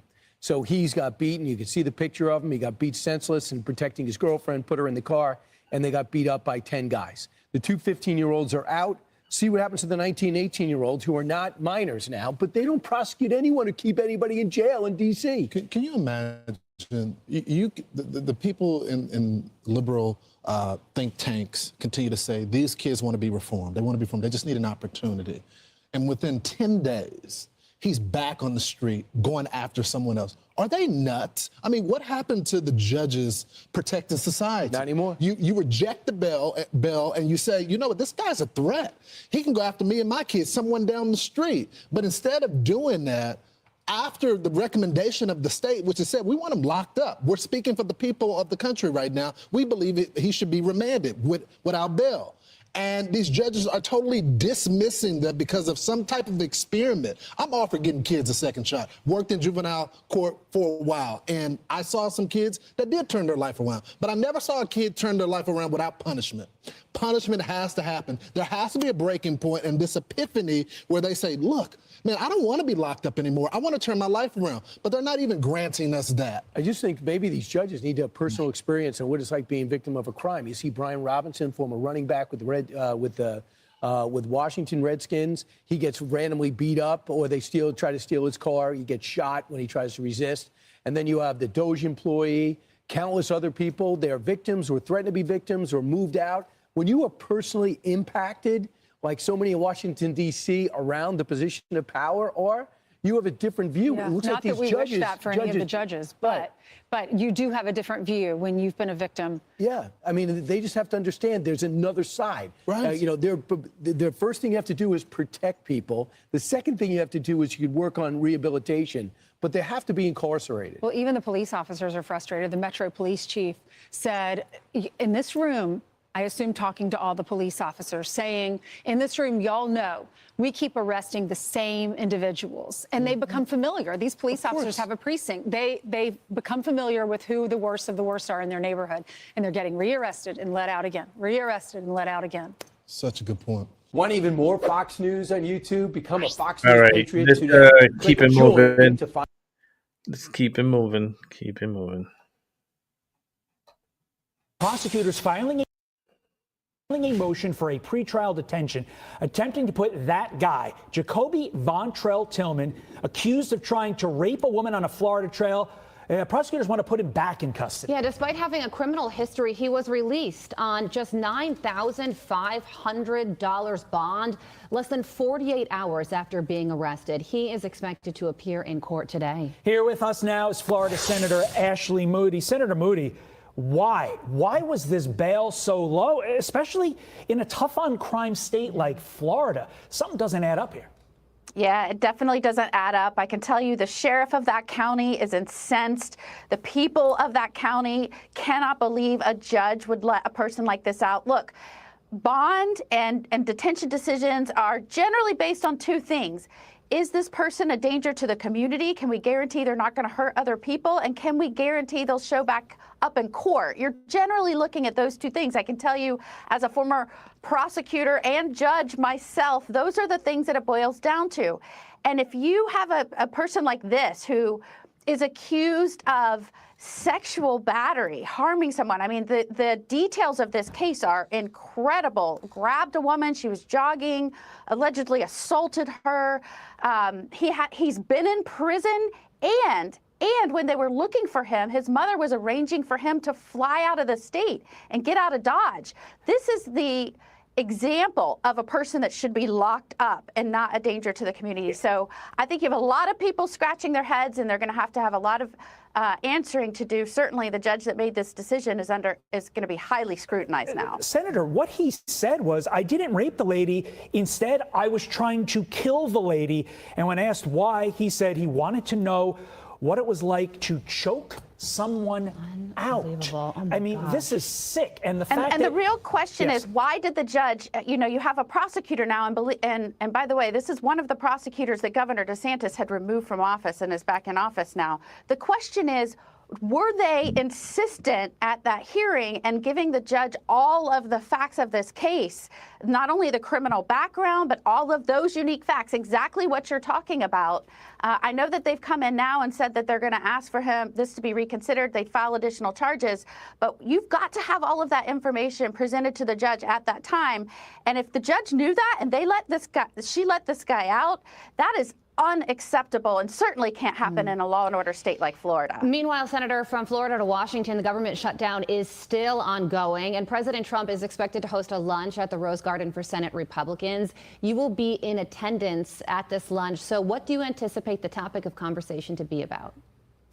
Yeah, the topic of conversation needs to be, how do we impress upon the Democrats that the time for you to shore up your radical cred, the I Hate America rallies and theatrics are over. You have got to do what's best for this country, the people that are relying on paychecks to provide for their families. You need to buck Schumer, man up, and vote for this bipartisan clean funding bill so we can open back up this country. It is incredibly important that the Dems understand this is on them. We voted 11 times last night, the 11th vote, and they continue to keep this government shut down for nonsense to appease some radical base, and I assume so that Chuck Schumer can shore up his radical creds. That's 100%. But I want to get you on the record here.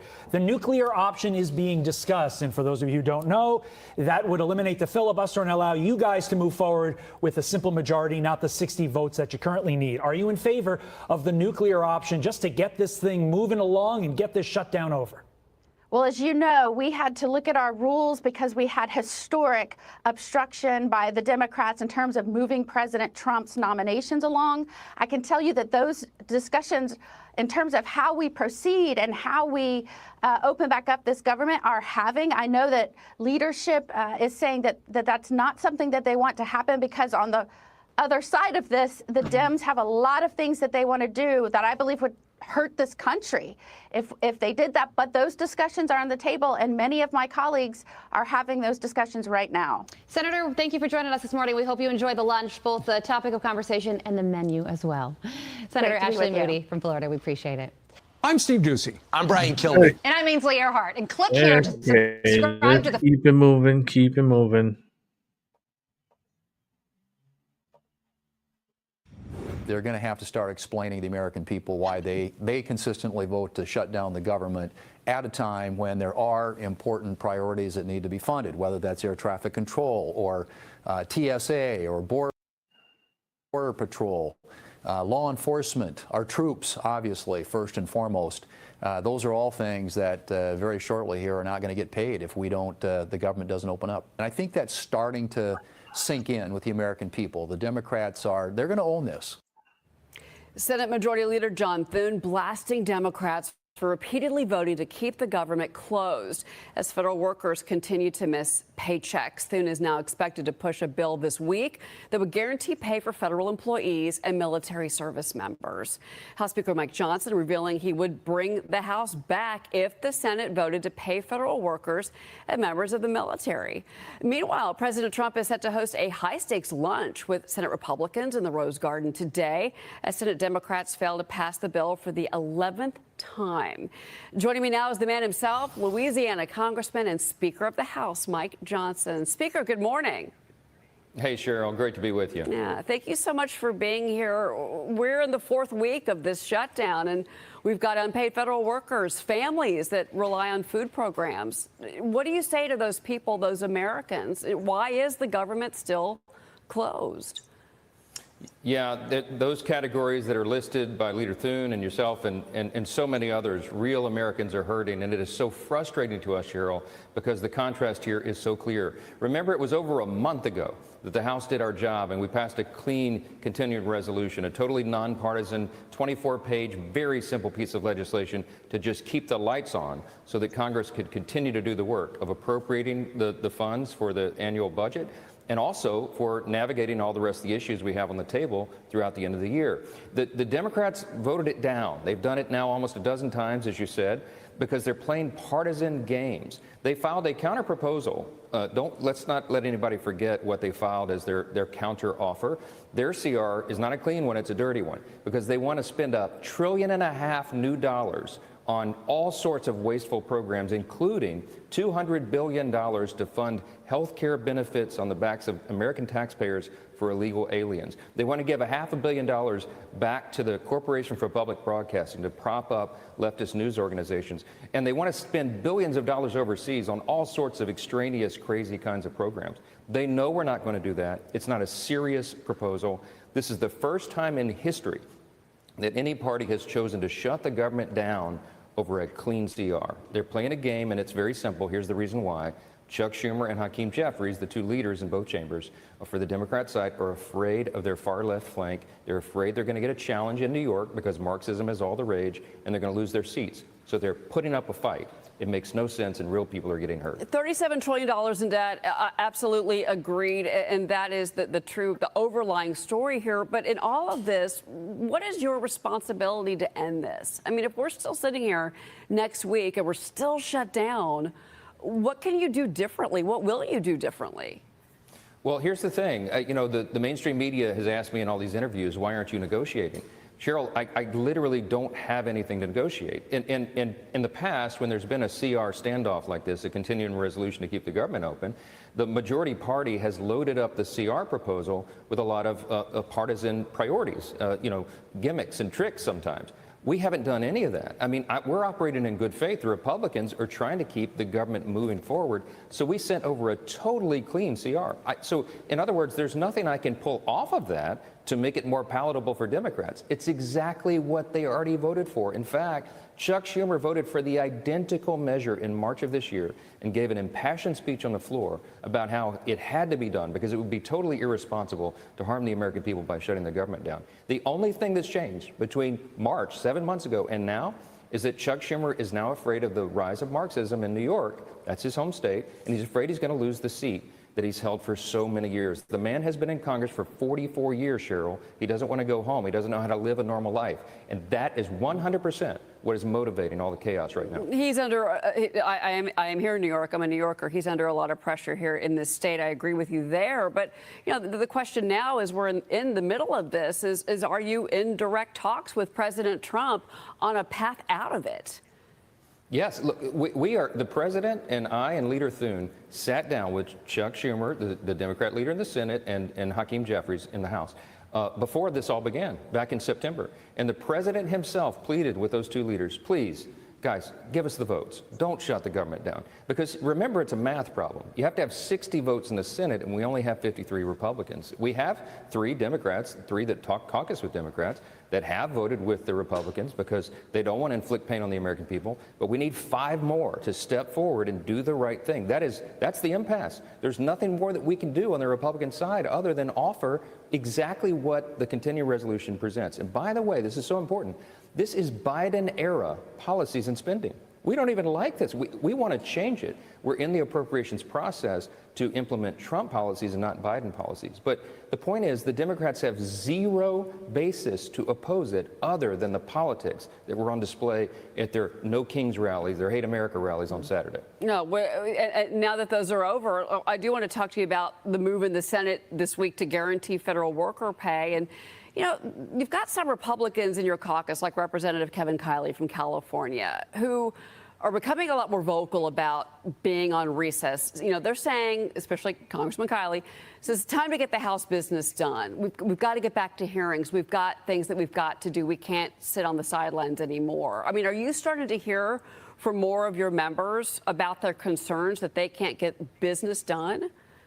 The Republicans are 100% united. I talked to Kevin Kiley on the phone about 24 hours ago about this very subject. The work is being done, and the House doesn't need to be here on the floor doing that. Committees are doing work. Our Oversight Committee on Friday, just 4 days ago, issued the third batch of Epstein files from the Epstein estate with all sorts of details and all the kinds of things. So we have oversight going on. We have our appropriators who have already gotten their work through committee, working on the next batch to move off the floor. All these things are going forward. I'm talking to committee chairs daily about the work that they're doing while we're not here in D.C. There's very important work being done back in the districts right now as well. Remember, the Republicans are out trying to help their constituents, many of those categories you named at the outset of this interview and so many others, to navigate the chaos of the government shutdown that the Democrats have created by their politics. We have lots of important things to do, and we want to get back here to regular legislative session as soon as Chuck Schumer and a handful of Democrats agree to turn the lights back on. Speaker, you mentioned House oversight and that work continuing, and I've heard you mention that before. Your critics are really coming after you, and a lot of reporters that keep asking you about this, the move to not to swear in Adelita Grijalva from Arizona, the representative-elect from there, and they're saying it's because of the Epstein files. I mean, I know you've responded to that, but if we do come back, would you be willing to swear her in if we're still in a shutdown? Of course. We're going to give her the oath as soon as we return to legislative session. That is the rules of the House. I'm following the Pelosi precedent. I mean, she did this over and over. My good friend Julia Letlow, who was elected to fill the seat of her late husband, who passed away because of COVID tragically in 2021, she won that special election in very similar circumstances to Rep-elect Grijalva, who's taken her father's seat. But Nancy Pelosi administered the oath to her 25 days after she won that seat. When a couple of Democrats won special elections under Nancy Pelosi's speakership, Pat Ryan and Joe Sempolinski, she waited 21 days to administer the oath. Why? Because they won during an August recess of Congress. So she waited, logically, till the next legislative days to do that. I'm doing the exact same thing. This has zero to do with Epstein. The Epstein files are being released. There's 43,000 pages now out there. You have the flight logs, the financial ledgers, the phone logs, and the daily calendar of Epstein now that are out there. Names are being released. All that is happening. So that's a red herring. The Democrats are so good at distraction. They're trying to make people lose sight of the simple fact here that the Republicans have voted over and over and over to open the government, and they have voted to close it. That is the plain and simple truth. We're staying with Arizona, and by the way, with Arizona, I know they're filing suit to get her sworn in, and I want to ask you about that. But what the American people are watching is these fights breaking out, in the hallways of Capitol Hill. I want to play this. This is you and Senator Mark Kelly from Arizona. Let's watch this. Why don't you bring back your Republican members so we can have a serious negotiation with them? We're going to have plenty of negotiations as soon as you open the government. Let me tell you why they're not here, because the House did its job. 14 days since July 25th. Yeah, and real people are feeling real pain. And they've been on an extended summer vacation. They're not on vacation. Wait a minute. I have an opportunity. I can talk to every one of my Republican colleagues down there, and we're talking about this all the time. Yeah, and they're talking about it over here as well. And our Republican members from Arizona, where are they? They're in their district. They're in their districts working. They're sitting. Wait a minute. They're sitting. Oh, hey, Mike Mueller. They did their job. They're sitting in their basement. Come here, Mike. You're holding the American people hostage because you want to have a policy debate. We have policy debates here every day. The American people are watching all of this on their screens. What's your message here? Yeah, Cheryl, thanks for showing the video. That's Exhibit A of why the House Republicans are doing much more productive work in their districts right now than being here, because Democrats are walking around the halls trying to create publicity stunts. I mean, you just saw that. That's 2 senators from the state of Arizona staging a publicity stunt outside of my office. They should be on the floor voting to reopen the government. If they would do it, you just need 3 more. We could get the government open, and we could get Rep. Grijalva from their state administered the oath to. This is absurdity. They are engaging in political theater. That's what all the marches were about on Saturday, funded by Soros and co-sponsored by the Communist Party of the USA, by the way. This is the problem that we have with the modern Democrat Party and with the people who are serving here. They are afraid of their far left flank, and they are not doing their jobs. Okay. And real Americans are being hurt because of it. Real quick, I've only got a few seconds with you, but what's the schedule for getting the appropriations bills finished by November 21st? Well, we got them all through the Appropriations Committee in the House, 12 separate bills. We passed 3 off the floor. The Senate passed 3. They don't match up exactly, so we have Conference Committee working to work out the differences and get that done. The next batches that we will pass through and off the House floor are being prepared right now by the appropriators, and they're doing that in bipartisan discussions, by the way, because this should be something that's bipartisan. So we're very optimistic that we can keep that process going forward and be better stewards of taxpayer dollars. That's our call and our charge here. We're working on it very hard. Republicans in charge will get that done. We just need, again, a couple of Democrats in the Senate to help us because we need 60 votes over there. We only have 53 Republicans. Speaker Johnson, it's a pleasure to have you here. Come back anytime. Thank you so much for being with us this morning. It's so important. Appreciate it. Thanks a lot. Yes, ma'am. All right, Speaker Mike Johnson. We'll be right back. Yeah, and the thing is that they already voted, and all 53 Republicans already voted. We're waiting on the Democrats to come up and show up and switch and vote, but they don't. So, like, how can you blame this on the Republicans if the Republicans already voted? If they're on vacation doing whatever, that's because they already voted. They're not going to sit there and wait around and hoping that you're going to decide to go and change the vote. Like, you people are fucking idiots. Let's keep it moving. What is this? Oh, hell no. Well, wait. Oh, shit. His house is in water? Oh, dude, all your shit is gone. I hope you took out your precious things.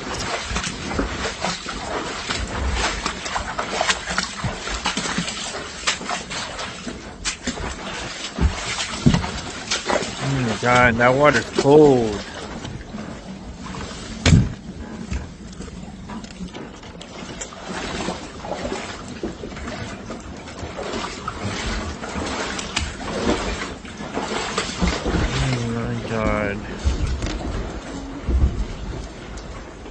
Oh my god.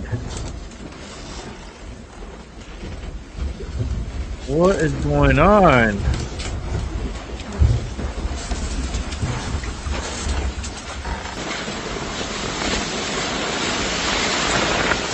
This is like a scary freaking movie. Has me with suspense.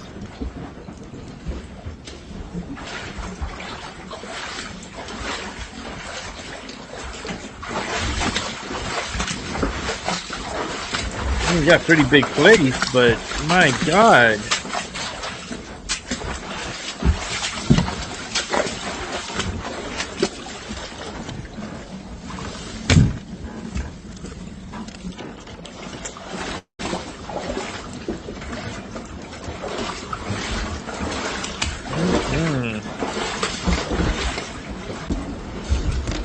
Alright, I think I had enough seeing it.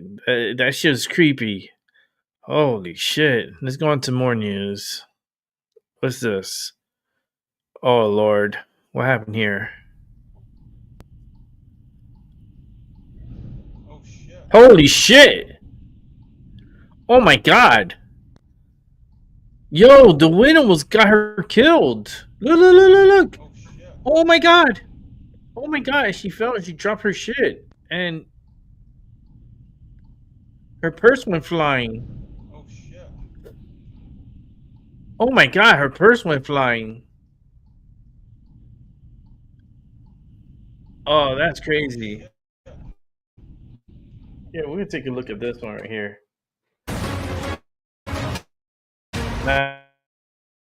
As well.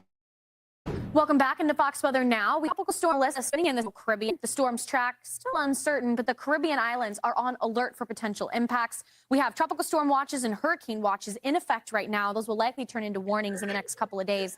With the latest advisory, the 5 p.m. update from the National Hurricane Center, not much has changed. Still moving west at around 15 miles per hour, 50 miles per hour for the winds at the center. Not very well vertically stacked. As a matter of fact, the center of circulation is about 100 to 150 miles displaced off to the west of all of the deepest convection. Starting to lose a little bit of steam there, but that's what happens as a storm starts to strengthen. It consolidates the area of strongest thunderstorm development, and then eventually this could turn into a ferocious hurricane down the line. That even isn't set in stone quite yet.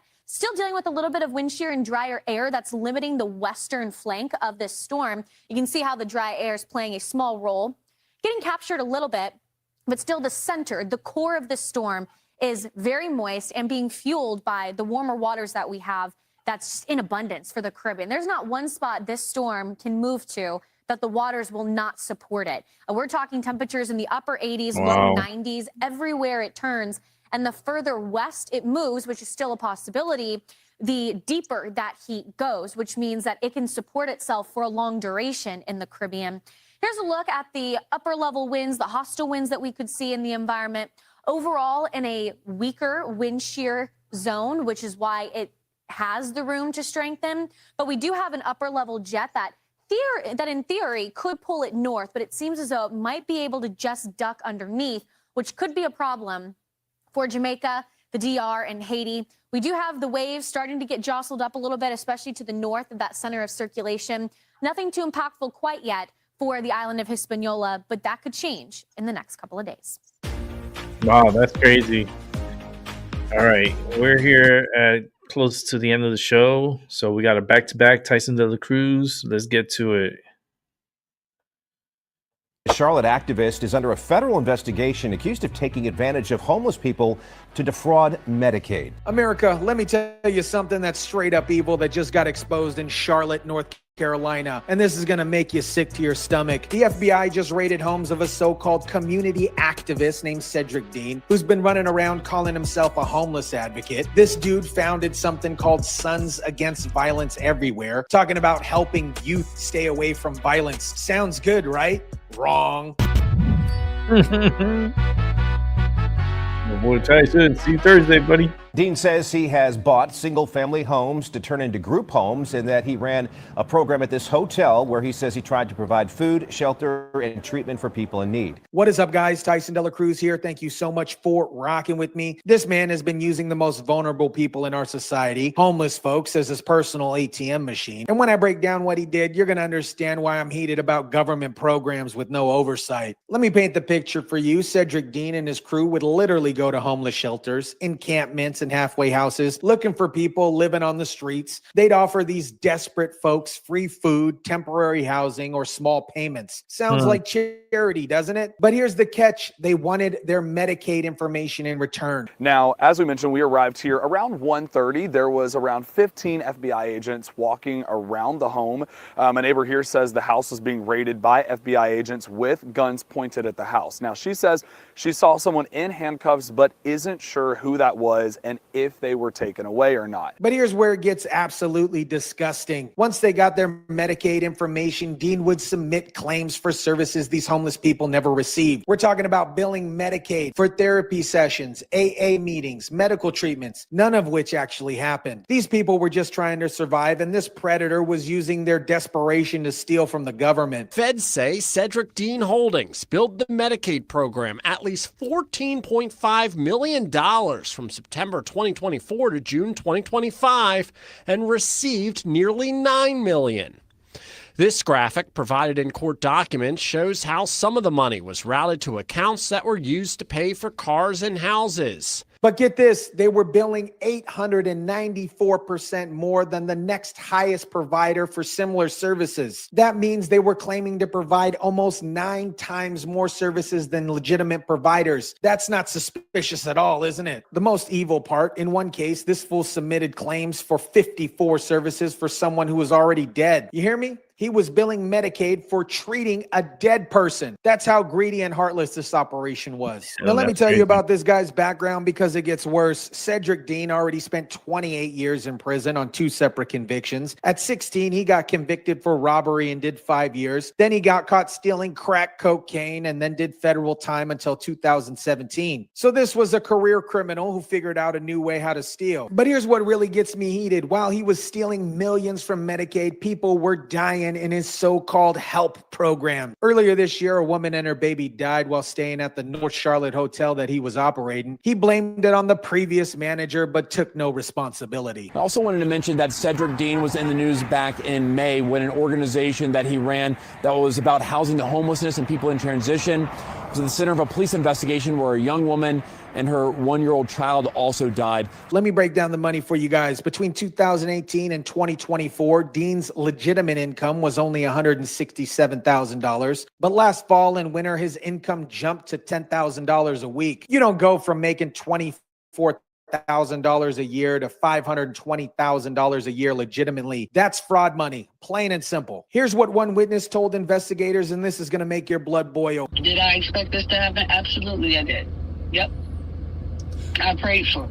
Federal court documents allege Dean and his company, CDH, promised free food or temporary housing. But what they really wanted was access to their Medicaid information.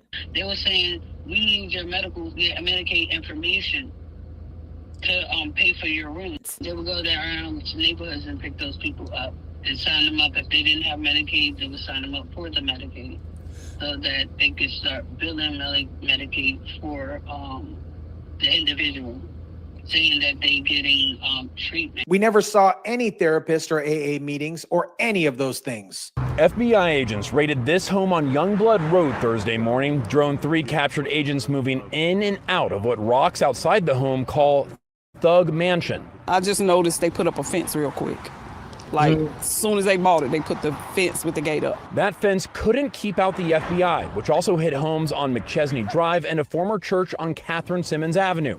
Agents hauled out evidence from all 3 properties. Do you guys see the pattern here? These criminals always target the most vulnerable people, homeless folks who are desperate, who don't have advocates, who society often ignores. Dean knew these people wouldn't complain or even know that they were being used. For my people who understand how Medicaid works, this fraud is easy to commit because Medicaid assumes all claims are legitimate. You're supposed to provide treatment first, then bill for reimbursements. But Dean was just making up services to collect checks. Neighbors on McChesney Road in Charlotte always wondered what was going on at this home. There's always so many cars in the driveway. Yeah, so many cars in the driveway. That home just always seemed a little off or odd. We didn't know who lived there. A lot of people seemed to live there. It's kind of a revolving door of people. The feds are now trying to seize everything this guy has. Multiple homes in Charlotte and Shelby, 5 vehicles, jewelry, and all the cash in his bank accounts. They've got properties on Youngblood Road, McChesney Drive, and other locations. This man was living like a king off of money meant to help homeless people. This connects to a bigger problem that I've been talking about. Birds of a feather flock together. Corrupt people protect other corrupt people. But Dean isn't the only prominent Charlottean I reached out to about this case. According to the CDH webpage, Charlotte Councilmember Tijuana Brown is listed as an employee,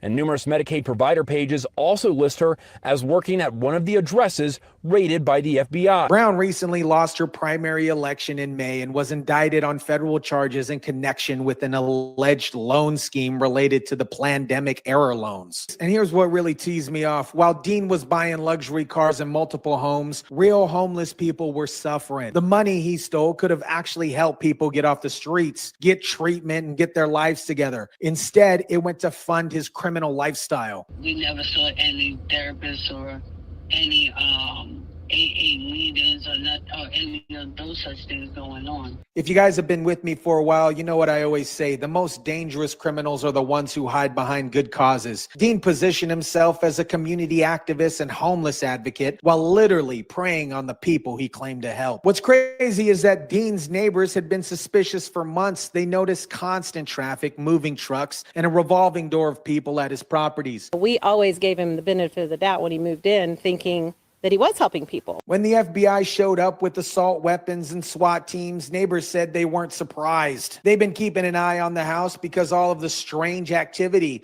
You'll now see that this also happened at a home on Steel Creek, one of Dean's other properties as well. FBI agents there said that they saw boxes being carried out of the home. The investigation is still ongoing and Dean hasn't been charged yet, but the feds already got enough evidence to raid his properties and start seizing assets. That tells you that they got him dead to rights. When you see 15 FBI agents with guns drawn raiding multiple properties simultaneously, that's not a fishing expedition. That is game over. For my business-minded people people in the chat, this is exactly why I've been telling you guys to pay attention to government spending. When you create massive programs with billions and billions of dollars and minimal oversight, you're basically putting up a free money sign for criminals. The broader lesson here is that we need serious oversight on these social programs. Every dollar needs to be tracked. Every service needs to be verified. Every provider needs to be investigated. Because every Cedric Dean that gets caught, there's probably 10 more still operating. I know some of you are probably wondering why homelessness keeps getting worse despite all the money being spent. Now you know part of the answer. Criminals are stealing the money meant to actually help people. Those houses included the Youngblood property,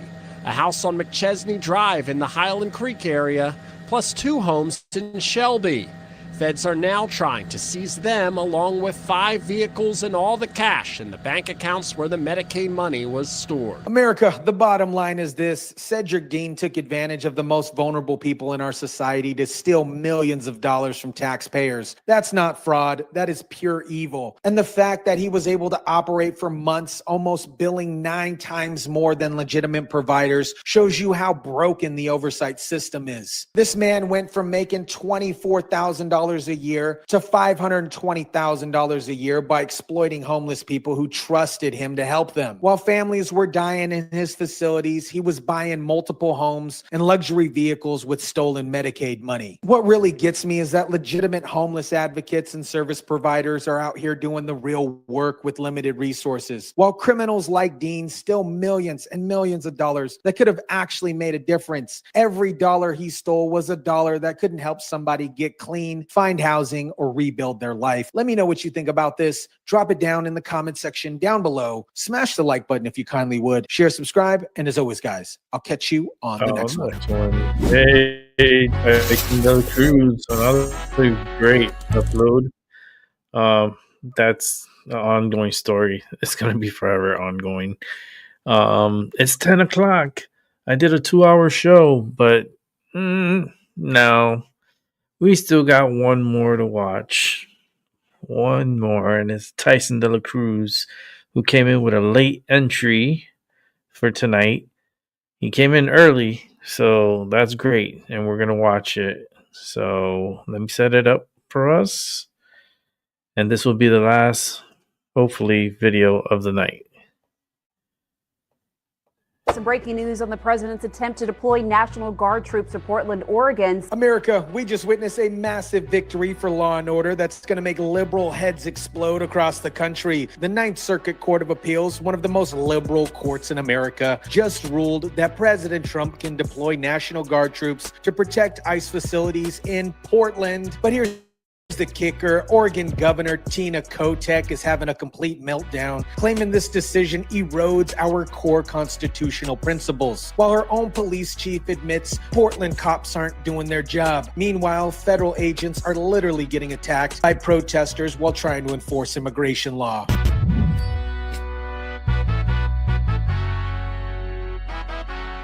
We have breaking news from Oregon, where an appeals court panel is allowing the White House to federalize and deploy National Guard troops to Portland. What is up, guys? Tyson De La Cruz here. Thank you so much for rocking with me. This ruling is absolutely huge because even the most liberal court in America sides with Trump on, get this, immigration enforcement. You know Democrats are on the wrong side of the law. Let me break down why this is such a game changer. Crazy. Let me tell y'all what just happened because this is a massive win on common sense and the rule of law. The Ninth Circuit Court of Appeals, the same court that's blocked Trump on everything for years, just ruled 2-1 that he has the authority to federalize and deploy National Guard troops in Portland. They are celebrating a major victory because this appeals court, the Ninth Circuit Court of Appeals, the 3-judge panel who oversaw this case, has put a stay on that district court judge's order, which means that the Trump administration can deploy the National Guard troops to Portland to protect that ICE facility. Here's why this is so significant. The Ninth Circuit is widely considered the most liberal circuit in the country. These are judges who have been fighting Trump on immigration policy since day one. But even they can't deny that federal agents need protection when local Democrats refuse to do their job. The 3-judge panel ruled that Trump has the authority to federalize troops, but only the ones based in Oregon. The administration had wanted to send troops from California and Texas, but the court said no to that part. Still, this is a huge victory because it establishes the the precedent that Trump can deploy federal resources to protect federal agents. What stands out is that we have another 3-judge panel, and this is a 2-to-1 decision.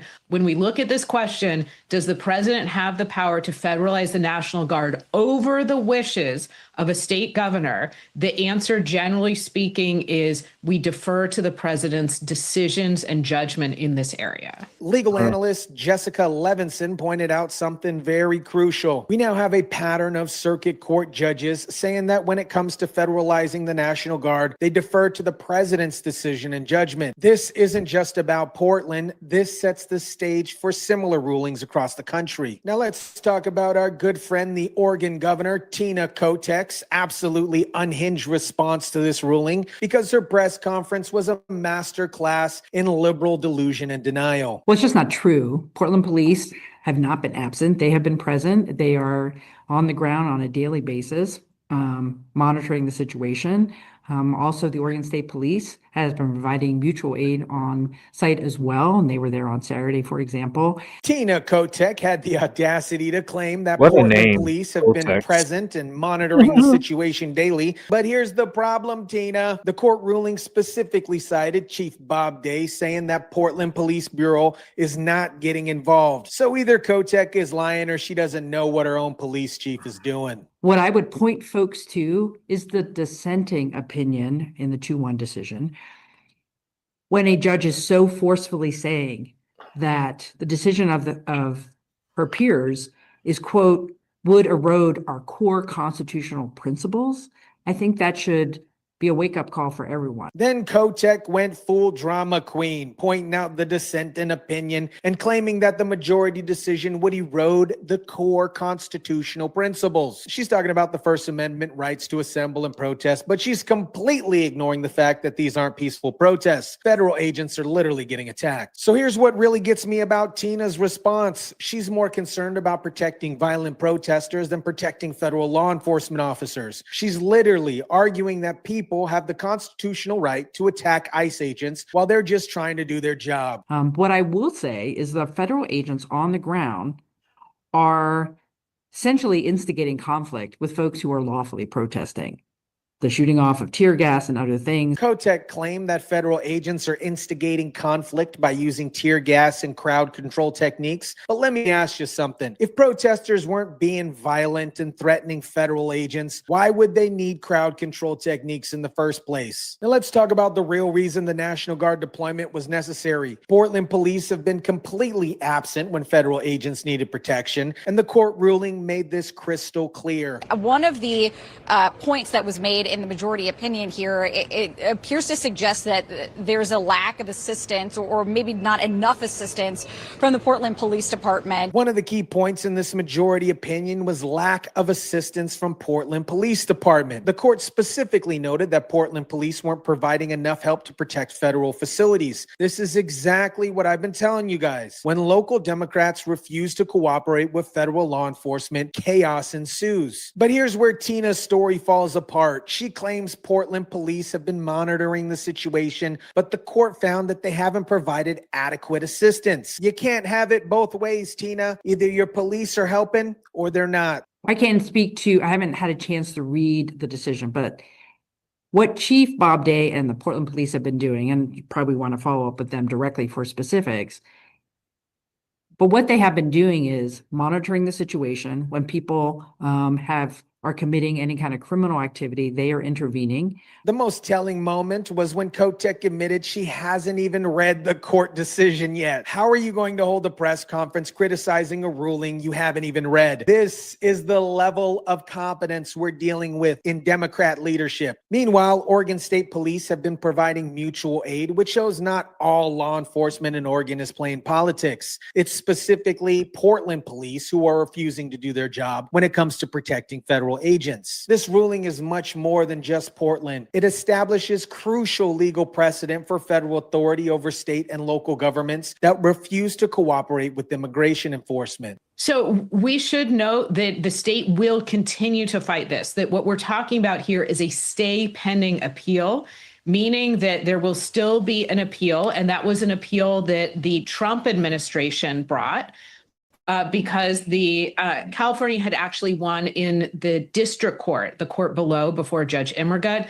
The key legal question is whether the federal government is unable to execute the laws of the United States without National Guard intervention. The lower court had argued that the protesters might slow down government work, but the government is still deporting more people than ever before. But the appeals court disagreed. They looked at the totality of the situation, violent protesters, attacks on federal agents, lack of police cooperation, and concluded that the National Guard deployment is necessary for the federal government to do its job. Now we are seeing, at least in the Ninth Circuit, a bit of a pattern in terms of how federal judges are treating this question. And while that's not binding on judges in other circuits, it certainly would be persuasive. Legal experts are saying this will have a major impact on similar cases across the country. When the most liberal circuit court in America sides with Trump on immigration enforcement, it sends a strong signal to other courts that federal authority takes precedent over local resistance. We have no additional information from the Trump administration. That's very troubling. As commander-in-chief of the National Guard for Oregon, that's the situation we have been in. We have approximately 200 Oregon National Guard members still at Camp Rylea in limbo. But here's the thing. If she was cooperating with federal authorities instead of fighting them, maybe she'd have better communication. I still urge the Trump administration to send all the National Guard members home, both the Oregon National Guard and the California National Guard.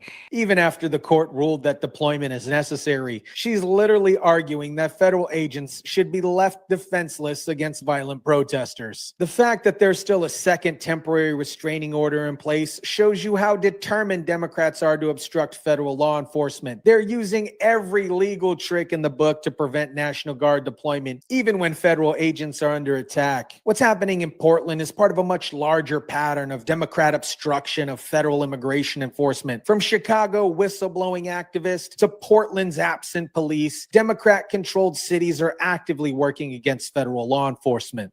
But according to the organizers, 7 million people took to the street Saturday to protest in what organizers describe as President Trump's, quote, authoritarian agenda. This ruling escalates President Trump's conflict with Democratic governors over using the military on U.S. soil, but it also shows that the courts are recognizing the necessity of federal intervention when local government fails. The judges in this case wrote a 36-page opinion arguing that the majority decision attacks state sovereignty and the First Amendment rights. But what about the rights of the federal agents to do their job without being attacked? What about the sovereignty of federal immigration law? The bottom line is this: when local Democrats refuse to maintain law and order, federal intervention becomes necessary. The Ninth Circuit recognized this reality, even if Democrat politicians refuse to accept it. America, this Ninth Circuit ruling is a massive victory for law and order and federal authority. When even the most liberal court in the country sides with Trump on immigration enforcement, you know you're winning the legal battle. Governor Tina Kotek can cry about constitutional principles all she wants, but the Constitution also gives the federal government authority to enforce immigration law. And when local governments refuse to cooperate, federal intervention is not only legal, but it is necessary. The 200 National Guard troops sitting in limbo are ready to do their job protecting federal agents. The only thing stopping them is Democrat obstruction and legal games. But this ruling changes everything. It establishes that Trump has the authority to deploy National Guard troops when local law enforcement fails to protect federal agents. And it sends a message to other Democrat-controlled cities that federal law enforcement is not optional. Portland's days of allowing violent protesters to attack federal agents with impunity is over. The adults are back in charge, and the rule of law is being restored. Let me know what you think about this. Drop it down in the comment section down below. Smash the like button if you kindly would. Share, subscribe, and as always, guys, I'll catch you on the next one. There you go, and that's the Cruise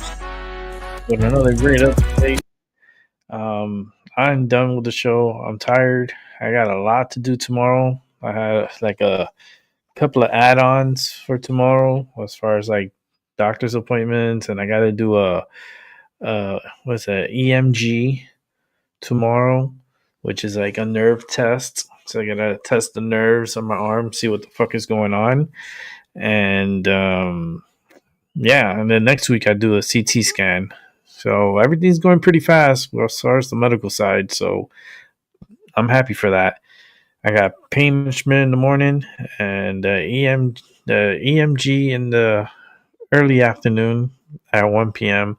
So I'll be back on here tomorrow at the same time. Today I started a little late because I had some technical difficulties, but I got the show done pretty early. So I appreciate that. So guys, thank you for watching, and I'll catch y'all tomorrow. Have a good morning, good afternoon, and good night. And I'll catch you on the flip side. See y'all later. Peace.